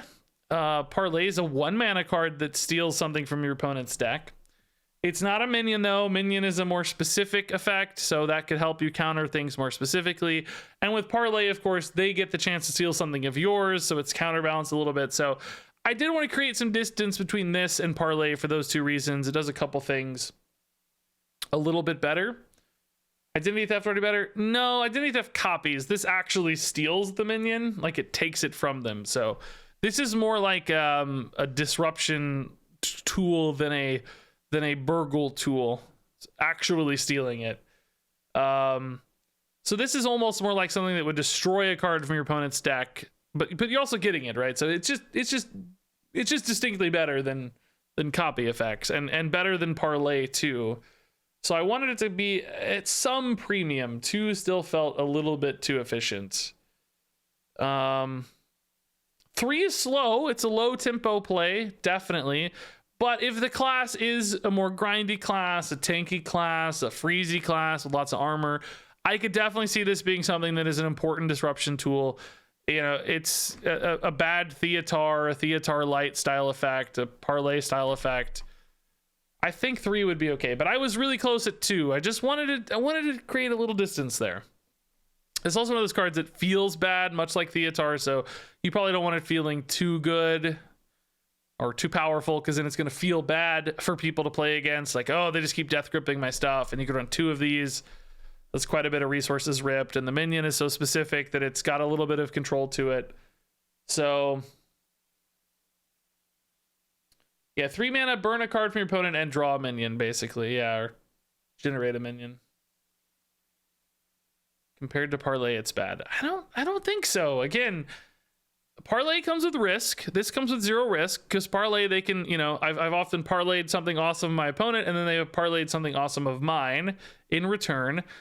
This doesn't have the swing back, and again, it's specific to a minion, which is actually really important, because a lot of decks might run a bunch of spells and a few key minions, for instance, like a combo deck that's got, you know, a few really important minions that are like their big legendaries or whatever. This can really isolate to those minions and steal specifically minions. So in certain scenarios and matchups, it's going to be way more specific and powerful. So I thought 2 was okay. I wasn't too scared of 2, but 3 just felt safer, because this is a real feel bad card. Anyway, Death Coil. This one is really efficient at 2 mana. This is probably one of the most powerful and efficient Death Knight cards of all. 2 mana, deal 5 is outrageous, and it also has tons of flexibility because it can be a heal as well. So I went ahead and just doubled the mana cost, and 4 frankly is still not bad. 4 puts it in like fireballish range, but can still heal. So that flexibility, like, of course you don't want to pay 4 mana to heal yourself, but having the option to is sometimes very, very valuable. And 3 mana to deal 5 just felt way too good. You know, that's Lava Burst with no overload and a heal potential. So 4 mana felt like it kind of had to go to 4 to feel okay. Feels like it's okay. 3 mana seems more balanced. Am I losing my mind? Are we... Like, if you look at all the other 3 mana damage cards, they all either have conditions and no flexibility, guys. That would make this just 1,000 times better than both Kill Command and Lava Burst, which you might say, yeah, those are old cards, but they've held up. They were old cards that got played time and time and time again because they were really efficient output. I don't think you could do 3 for 5 with a bonus and no conditionality. Like all the other 3 for 5s had downsides or conditions and no flexibility. This has the option to heal in a pinch, which, you know, I don't think you'll use often, but it's still important. I would hear 3.5 mana if that were an option. I think 3.5 would be okay, but I don't feel like 3 is right. Maybe if you want to go to 3, it could do 4. 3 for 4 I'd be more okay with, because remember, it's going face, right? It's not just... I think 3 for 4 would be okay, but 4, I mean, are there other good examples of deal 5 damage cards? Like, can we set a precedent here? For cards that can go face. There's really not that many that can go face 3 for 5. Kill Command, Lava Burst were the two that came to mind for me. Is that it? Shadow Strike sometimes. These are 3 mana, deal 5 damage cards. Right? I mean,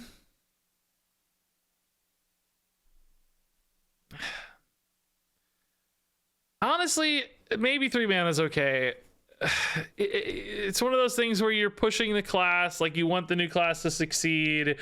You know, if we're going for like Demon Hunter power levels when Demon Hunter is released, it would definitely be 3 mana.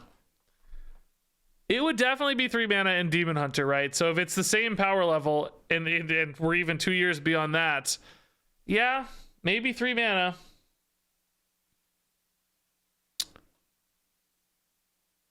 I feel like 4 is safer, but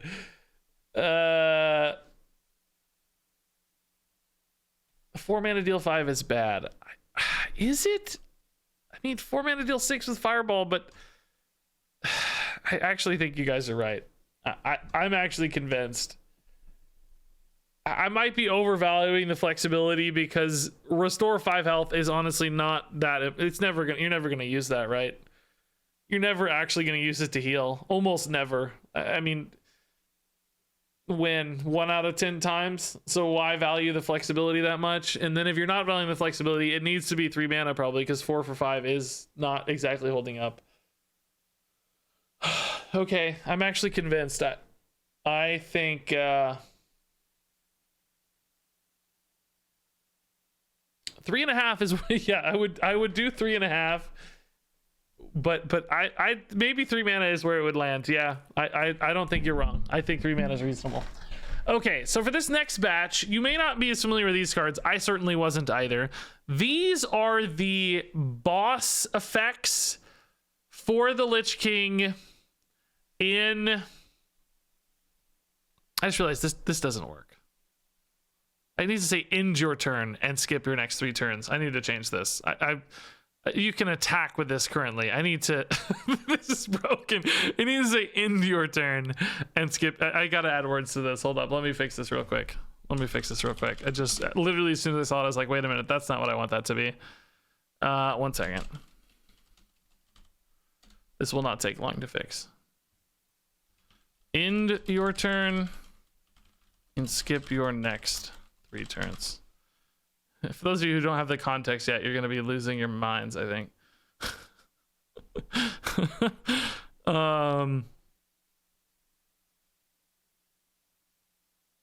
Okay.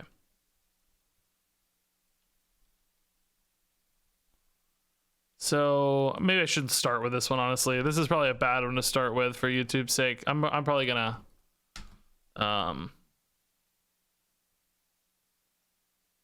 start with a different one, because this one takes a little bit too much explaining to do it justice. We'll start with a different one. Let me fix this real quick though.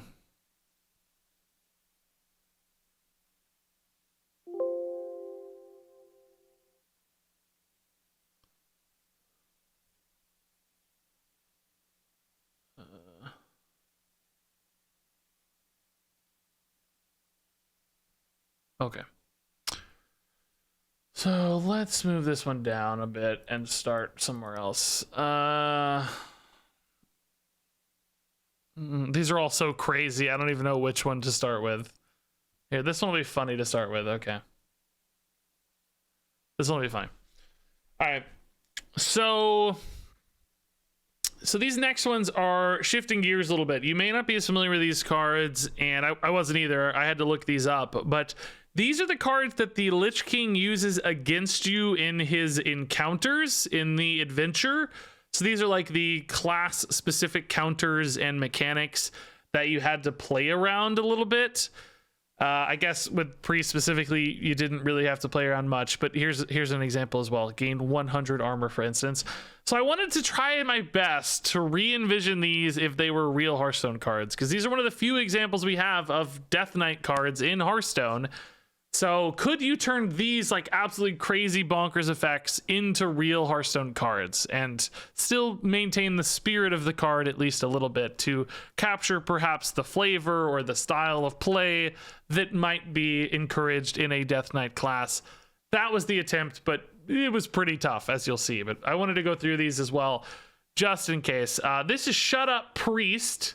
This was the Death Knight card he played so that you couldn't emote. Super fun abilities I remember, and I don't remember most of these.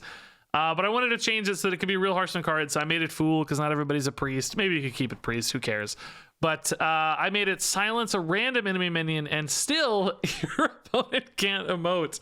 I thought keeping that flavor was pretty fun and could be nice to have in the game too. It's we got the squelch button, but just them knowing that they're squelched and they can't emote is worth a lot. I think that's worth the bonus. And I wanted to give it a silence, of course, to make the card itself worth it. Silencing a random enemy minion sometimes will be the same as just having a targeted silence because there's that one big death rattle you need to hit, but otherwise could be kind of weak. So this is one of those more like fun things, clearly not very powerful, but keeping the card. You could make this 0 mana, frankly, and it wouldn't hurt anybody.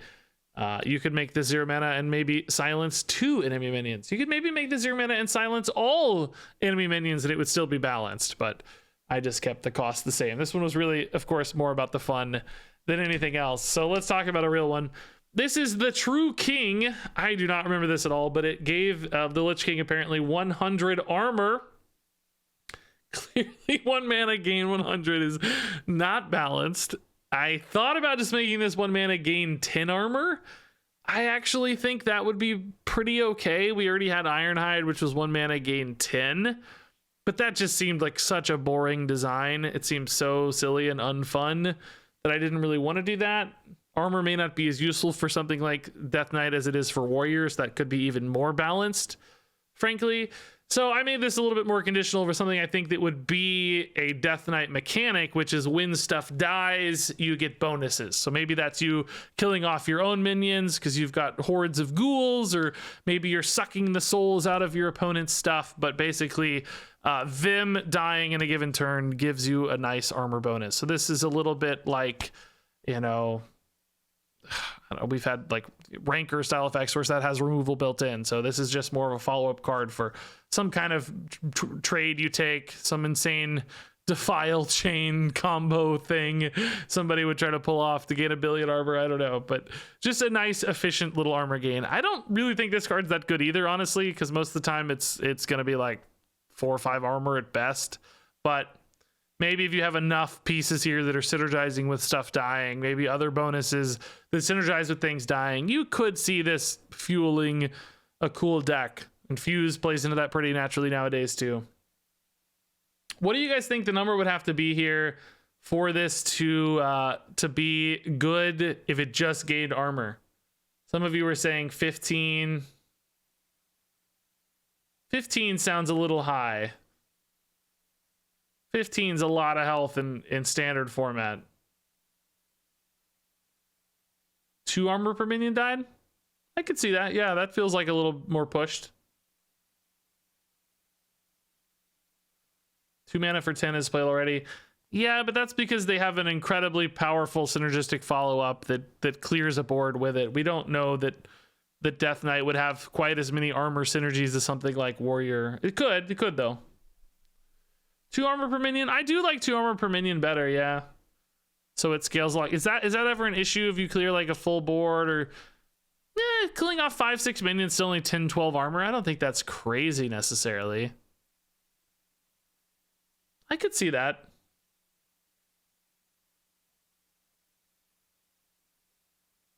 It depends on how much stuff they're killing off. You could imagine like rush reborn minions in these boards of 7 or 8 things dying at a time if they really have crazy swarms of minions, but if not in that scenario, 2 armor per feels reasonable. Yeah, as Zeke says, if DK is token based, 2 armor is busted. Yeah, that's kind of what my thought was too, but you don't know if that's going to be the case. But I'm with you. That's what I think too. 2 scales pretty fast. If you have 6-7 things dying, it's like, oh god, that was a monster efficient heal, you know. All right, next up was the price of power. Destroy every spell in your opponent's hand and deck. Obviously, that is obscenely, unreasonably good in modern Hearthstone. I mean, just literally just wipes out everything that can't exist. So I I tried to balance it. I don't know if I did still. What do you guys think? This is destroy all spells over there. So that's yours and your opponent's. I couldn't fit your opponent's hand and deck in 4 text lines. So this was a shorter way to write the same effect, basically, I think, anyway. Although it also hits yours, which was I thought was important. It needed to wipe out yours as well, I thought, for symmetry's sake. But also deal 3 damage to your hero for each destroyed. So basically, if there are 10 spells and you have a normal health total, non-Renathal, or no armor, you're dead. But I thought that was important because this is obviously a completely insane effect. It just wipes out innumerable cards, effectively. So it needs to be something you can't play early. And it needs to have a lot of risk where you're scared if you play it, you're going to die. So you need to wait until much later in the game and find some tipping point where you think it's safe to play and you're still going to realize some sort of upside on it. Even then, I think it's still pretty scary, but it needs to be something that can't be free to play. It has to be incredibly difficult to play. And you have to wait until later in the game. Otherwise, it's just a completely toxic card.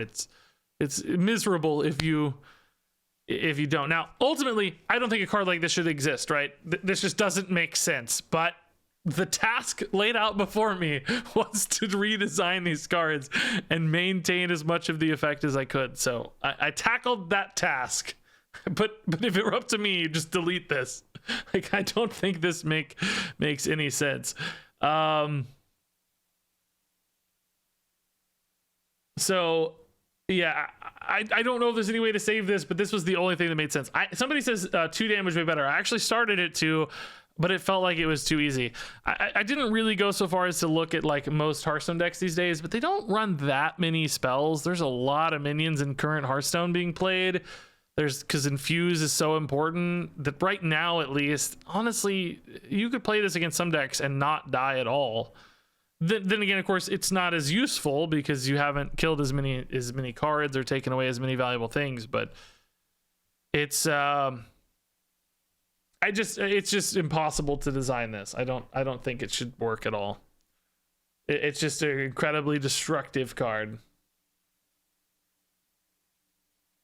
So anyway, next up, this one was actually, I didn't know where to go with this one either, but I knew it couldn't do face damage, I think. Soul Reaper was deal 2 damage for each duplicate in the opponent's deck. And I made it way more expensive because all these are 1 mana. That's obviously too cheap.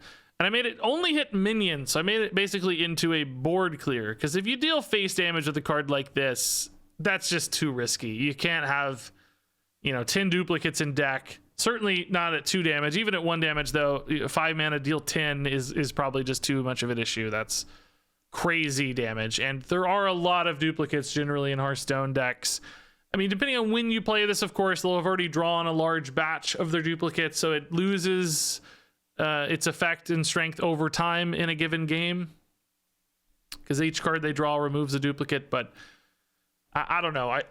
My thought was if this is often dealing like 5, 6, 7 damage, then it's a pretty efficient mid-game board clear. And I think 5 to 7 is a range that's pretty reasonable to expect by turn 5, and then it kind of gets worse over time. So it's a super flame strike effect or something, and maybe you could make it 4 mana in that case since it's just a board clear, but it seemed like a 4 mana deal 5 or 6 was pretty dang good. So this is one that would, you'd probably need some play experience to really tune in on these numbers, and it might change a little bit based on metas and such, but some of you are saying it could be cheaper. Yeah, I thought about 4 a lot. It's just, you gotta see it in action, I think, to know how often it's good and how often it's relevant and how quickly it falls off. It's really hard to envision that without some very complex math. But I thought this was a much safer design, taking out the face damage, making it a board clear. It even kind of makes more sense with the name. You're actually, killing stuff, reaping the souls. I think the idea was reaping souls out of the deck, but this kind of fuses those together. So anyway, I thought it was cool. Duplicate based checks are neat, and it could have like a Reno counterbalance if Reno decks came back. Next up, this one, this one's tough. I really couldn't figure out a great way to do this other than the way I did. This is the True Lich. This set your health to 1 for the Lich King fight. I don't know which class that was. Does anybody know? I don't remember these at all. It's been too long. So if this were a real standard card, it shouldn't be, number one. But if it were, this was the only way I thought that would be reasonable at all to set your health to 1, is if you immediately had to stop playing, so it ends your turn, and then you also skip your next 3 turns. So basically, you're saying to the opponent, look, I am going to give you 3 turns. You better heal or you better kill me. And honestly, at 1 mana, this might actually be too good on turn 1. A lot of decks could play this on 1 and skip their 2, their 3, and their 4 and just ping you to death. So it might need to be like 3 mana to start. I kept the cost as I tried to when I could. That's why I made it a legendary, so it'd be very unlikely to find on turn 1. Most decks would not be able to kill you in those 3 turns early in the game, so you'd probably be fine. Some decks would have a little healing to heal back up. I don't even think this is balanced though. It probably has to be, yeah, it probably has to either be a much higher mana cost or you'd quit the game if this were a card. 10 mana. Well, if it's 10 mana, I don't think you need to skip the next 3 turns. I think you could remove turns as you increase mana, perhaps at some points, 5 and 10 maybe. What would you guys do? How would you make it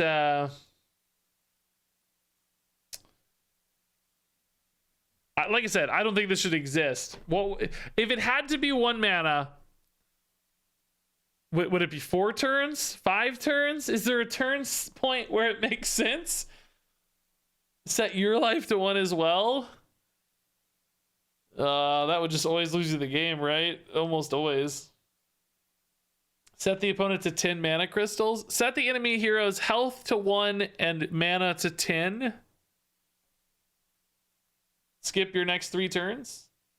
There's a lot of text to fit here too, honestly.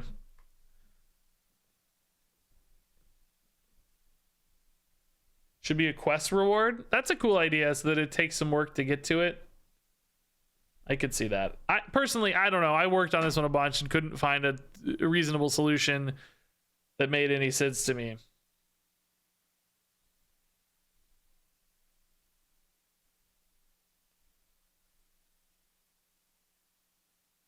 To me, it just didn't make a lot of sense. Set all characters to 1 and end your turn. Yeah. If they didn't have a board or ping, they might be in trouble. Yeah. Yeah, I think it's doomed. I don't know. I think this is a toxic, much like the other one. I think this is just a toxic idea. If you're actually trying to set it to 1, I don't know. I don't think this card's balanced though, to be fair. I think this is pretty insane. So I would just say not possible. Or, change something about the card substantially, not 1 health or something, right? Okay, this one, man, I don't know. This one's really tough for me. I think this could exist. I think this is a reasonable card. It's Purge the Weak, destroy all enemy minions that cost 3 or less wherever they are. So both a board clear and, of course, wipes your deck of small stuff. Symmetrical effect as well. Oh no, that's enemy minions. Never mind, not symmetrical. Only enemy minions. So you get to protect your deck. So I thought this had to be way more expensive, of course, because if you did this early in the game, a lot of decks would just lose 80% of their cards or more, right? Aggro decks would just completely be erased from existence. But I thought if you made the mana high enough, it would actually be okay. 8 mana is not too much, guys, because you remember you're also destroying all of their deck, right? It's not just the board. Basically, you're saying if you play this against an aggro deck, it's often just a straight up I win button. I don't think you can have that at 6 mana. You have to have a little bit more room to go under that, because there's a lot of decks that can still reload. It's got to be reasonable enough. It's a really, really destructive effect. Because also keep in mind, it's actually not just aggro decks. There's a lot of control decks that run small cards like brands and stuff too. So there's a lot of disruption value baked into this on top of any sort of necessary board reaction. You have to also respect how much it can disrupt game plans. Eating your opponent's small combo setup cards or just key cards that are low cost. Crazy fatigue value. It does a lot. It's basically like playing, 3 or 4 non-symmetrical Altar of Fires and like a board clear too, because sometimes it will actually just be a good board clear. Sometimes you'll wipe enough stuff, just a board of Treants or 3/3s off Topior or whatever. It'll clear a lot of boards while also just removing and deleting a ton of stuff. I don't think 6 mana can be right. It has to come at some cost.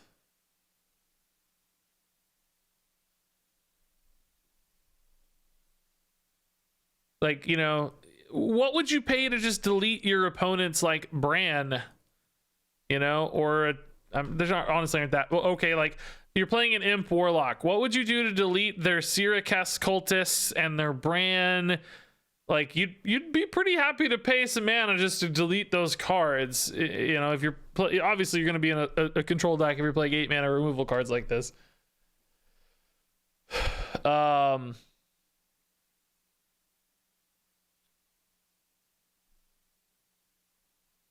There's a lot of value in the deck destruction.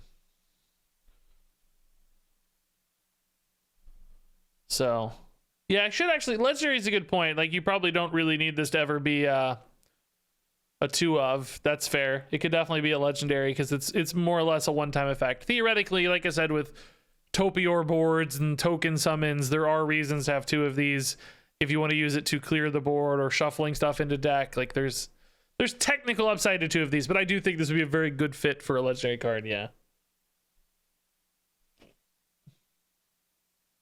Spells as well for 8? Okay, you guys are... Okay. You delete all spells?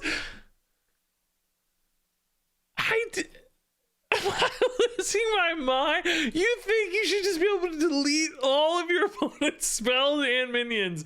And I mean, it's not going to clear all boards, but some boards, right? Like a lot, like, delete all of their volatile skeletons and delete all of their cheap spells and all of their cheap minions. I am not on board. I think that would be like imagine how much trouble people had with Ticketus, right? Ticketus was absolutely the most bemoaned card. Imagine the frustration with this thing. Now, listen, there is a counterpoint. Hello, Mrs. Killbin. Good timing tonight. We don't have to yell at you tonight. Get out of here! You gotta go! I think I was actually pretty nice about it, but... Oh my god, are you okay? Does that hurt? Oh, okay.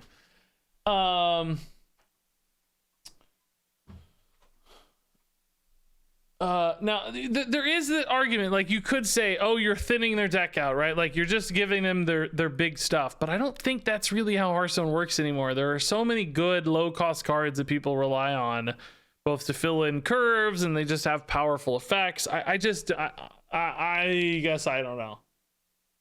I guess I differ from you guys on this one, some of you anyway. I feel like this would do so much. I could hear 7 mana for the record. Some of you are saying 7 mana. I'm okay with that. 7 mana is fine. Like, I'm not going to lose sleep over 1 mana, right? But I don't think...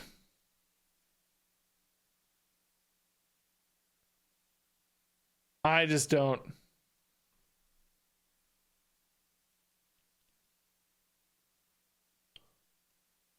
Lower the cost and make it 1 for each minion that died this turn. I mean, I like that. Yeah, I didn't want to add too much complexity, but sure, yeah, I mean, those kind of things are great.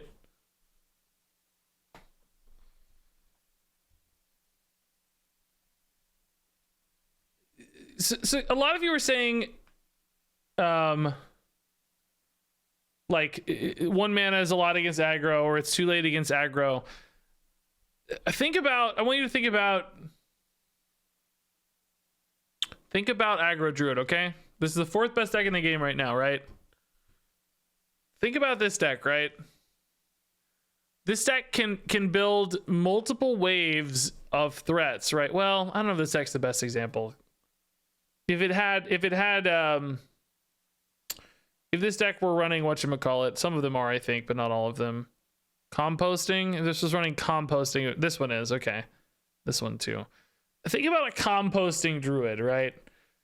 They have multiple reloads. They build multiple waves of boards. This is not the card that stabilizes you. This is the card that prevents the endless waves of stuff, right? And then in control matchups, it just eats a lot of resources. It gives you fatigue advantages. It deletes brands, and, you know, like we talked about cultists and just whatever little stuff. Tamsin, I don't know. There's every deck's running a little small stuff. Discover minions, you know. So it gives you a big resource advantage in control matchups, and in aggro matchups, it just locks them out, right? That's what I am saying. And I think that has to come at a premium.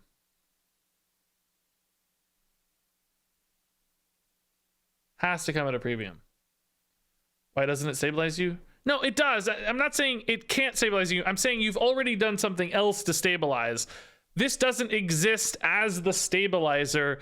This exists as the follow-up to the stabilizer. In other words, it doesn't need to be a cheap removal card. Like, yeah, if you get 8 mana and it works as a stabilizer, great, you know, sure, play it. But I'm saying that's not the reason to make it a cheaper card, I don't think, right? I think it's more about bundling in the disruption and the removal potential as needed. Does that make sense? Anyway, we got to move on. We've talked about Purge the Week too much.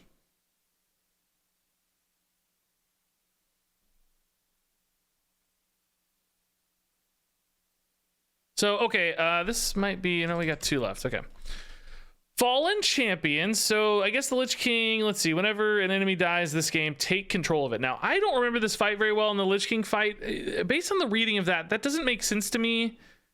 Take control of a dead minion. I don't understand that. Did he just summon a fresh copy of it? Is that what it means by take control of it? I don't know. Is that how did it work? They had a death rattle that gave it to him. Oh, okay. So again, it summoned a new copy, right? Summon a plain copy of the minion. Okay, so that's what I figured, because it doesn't really make sense to take control of a dead minion. But anyway, so this game effect obviously would be way too strong. So I made it this turn. I have no idea how much this should cost, by the way. It's a mind control effect, which, you know, with Sylvanas now, it used to cost 10 mana to mind control something. With Sylvanas now, it's kind of 6 mana to mind control something conditionally. The problem with this is you have to consider 2 things. This procs off you trading in your minions. So, like, if you trade something in and kill it, you're going to get a fresh copy of it. Also, of course, procs off any removal spells. So this is basically setting up for kind of a swing. Maybe 6 mana is too much. This actually sounds a lot like Headmaster Kel'Thuzad was kind of a similar card, but Kel'Thuzad demanded a single spell and Kel'Thuzad demanded a spell, whereas this can work with any sort of minion death. unlike Kel'Thuzad. So like minions that are on board already and take a trade can activate this. Spells can activate this. You know, like this plus a 4-mana removal spell could be an enormous board swing. So no, I think 6 mana actually makes sense there. I don't think that's crazy. Any kind of 4-mana removal spell would be nuts. I mean, I think you could lower this a little. I think 5 would be okay, that Kel'Thuzad range. Some of you guys were freaking out. I don't know if you were freaking out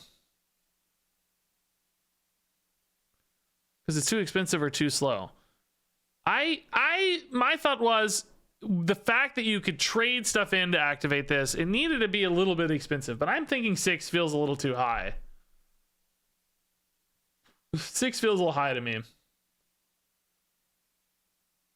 If we're gonna push, you know, if this were a new class, they wanted to push it, 4 or 5 actually seems better to me.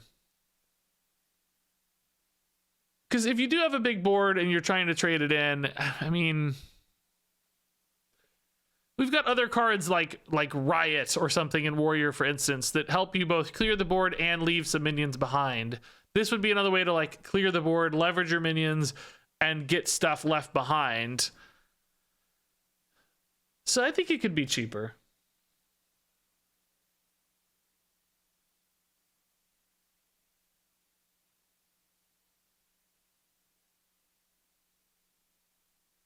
A lot of you guys are saying 4 or 5. I'm with that. I'm with that.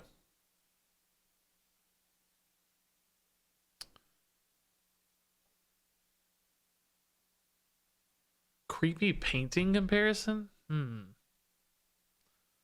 Why do I feel like this is way better than creepy painting? I guess because it's multiple minions. Creepy painting is just 1 minion.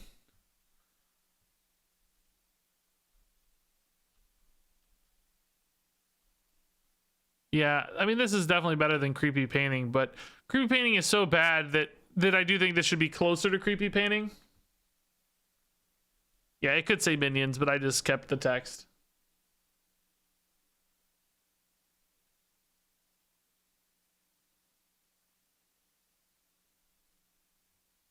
If you combine this with a 4-mana deal 3 spell, I'd say 6 mana is fine.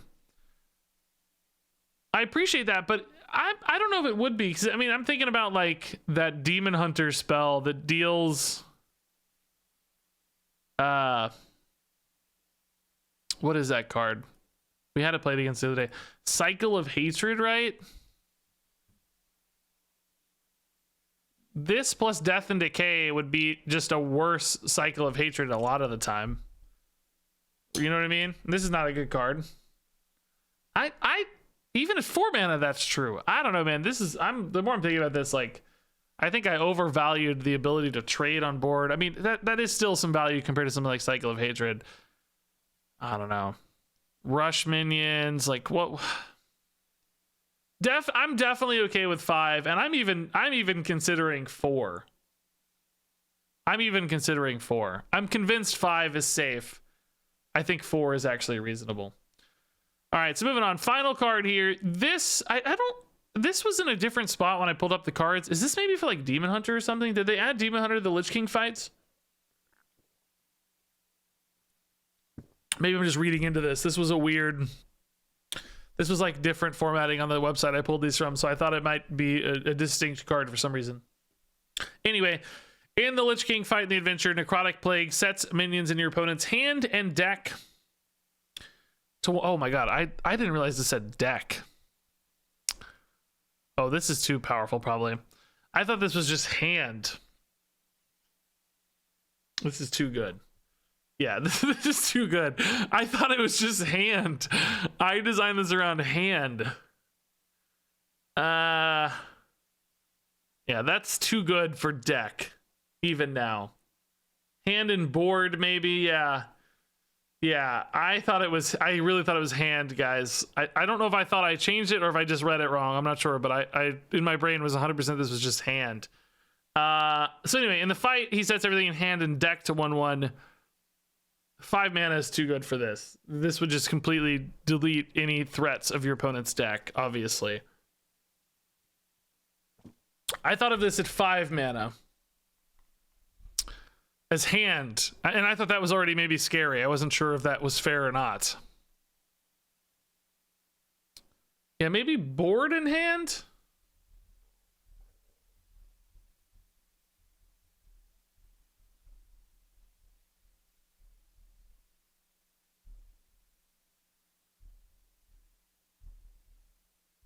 Not board? We've had equality style effects for one for. Does that cost a one? Oh wow, interesting. I think hand and board for 5 would be fine. Maybe not. I don't know. Hand is pretty good. Don't worry, this isn't a leak. These were my proposed nerfs. Don't freak out. No leaks. I don't know. Let me change this because I totally had this wrong. I'm gonna update this graphic because I read it completely wrong. What do you guys think it would need to be if it were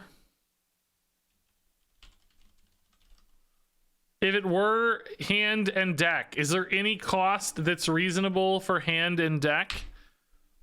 Is 10 mana actually reasonable? Let's talk about that. I'm gonna put in 10 mana. I actually think 10 mana is a kind of reasonable.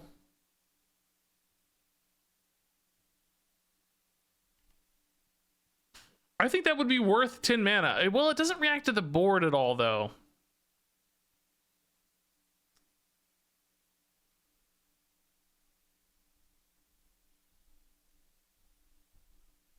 $11 mana. Yeah.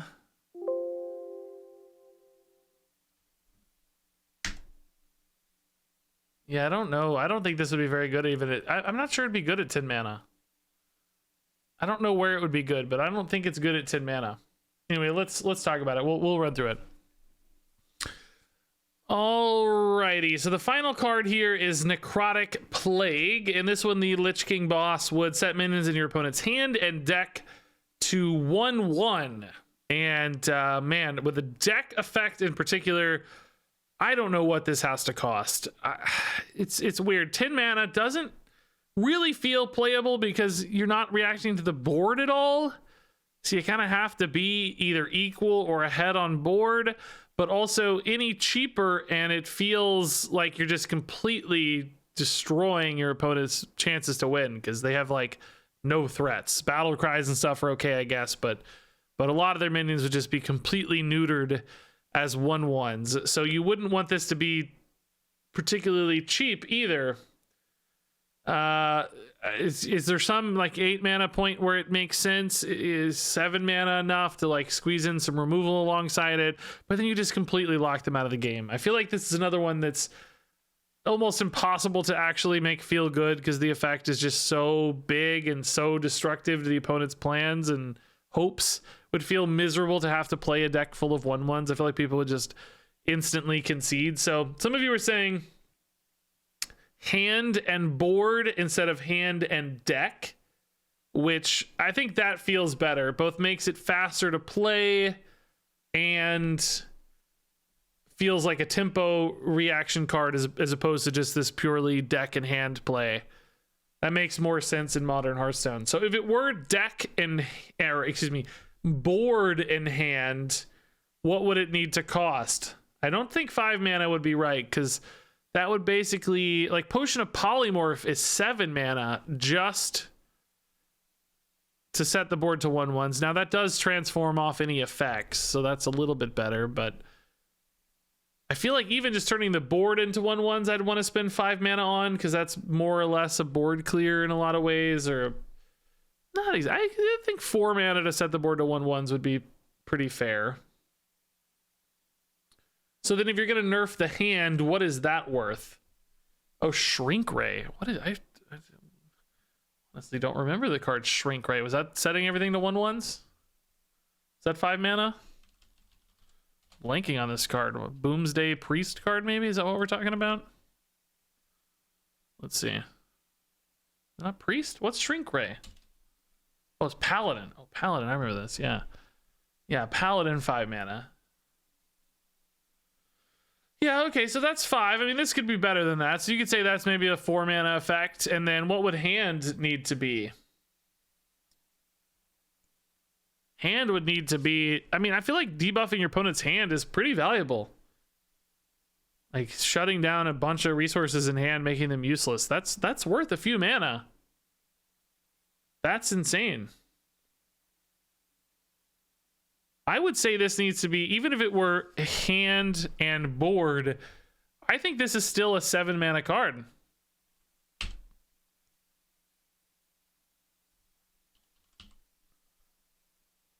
I think it's 7 mana at hand and board, guys.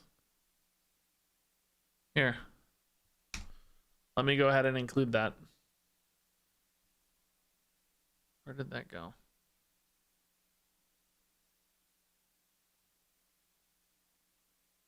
Where on earth is that card that I just downloaded?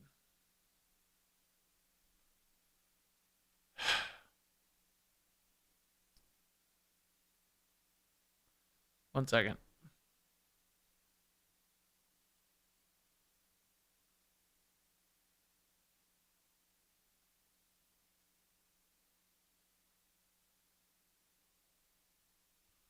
Here it is. Oh my god, it's so big. Why is it so big?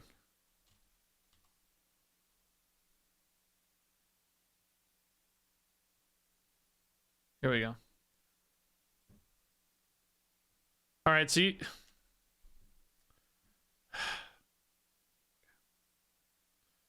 you guys are saying this: set minions in your opponent's hand and board to 1/1. You think more than 7 still?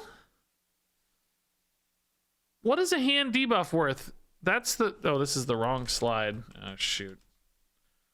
Dang it, dude. Dang it, dude. Got the wrong slide.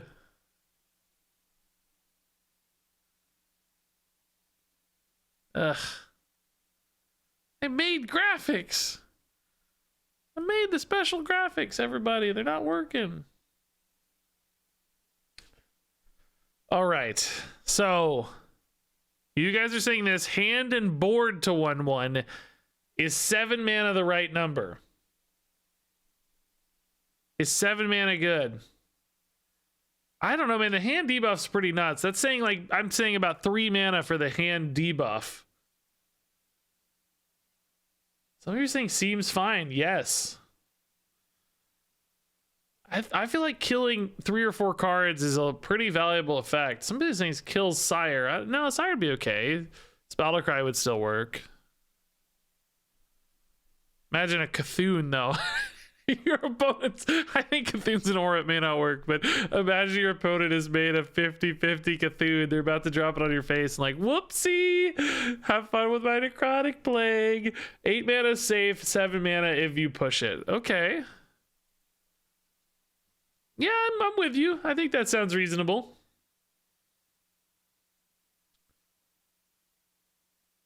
I would say 7 or 8 feels okay to me.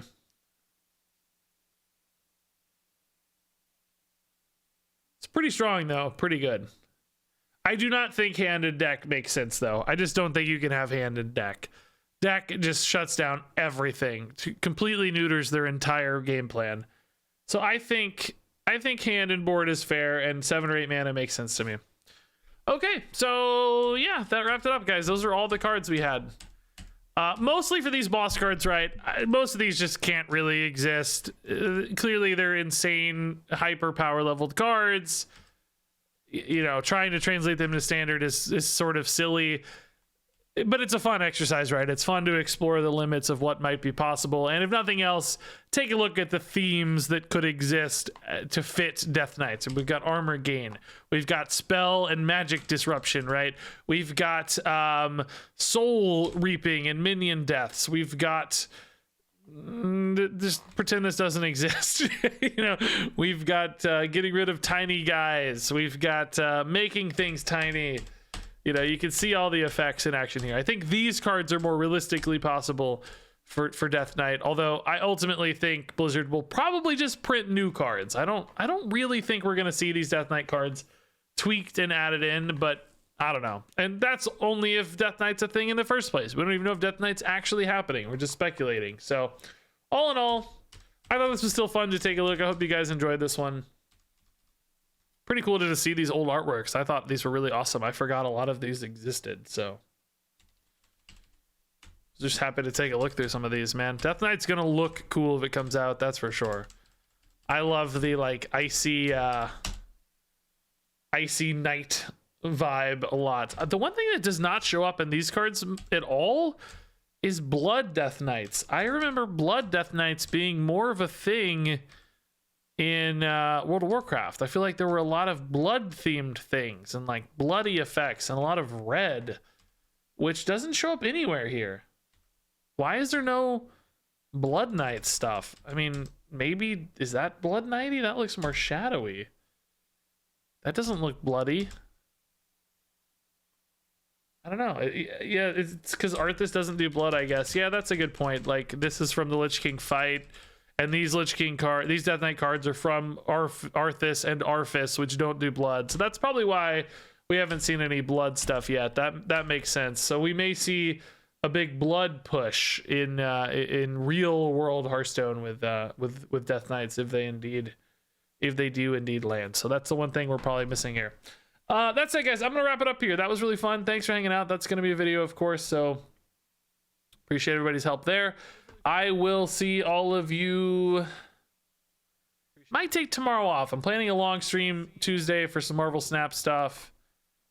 Want to play some Marvel Snap on stream, see how that goes. So probably take tomorrow off and work on some videos and prep and relax my voice. But I will see you guys Tuesday for sure. So stay tuned to Tuesday.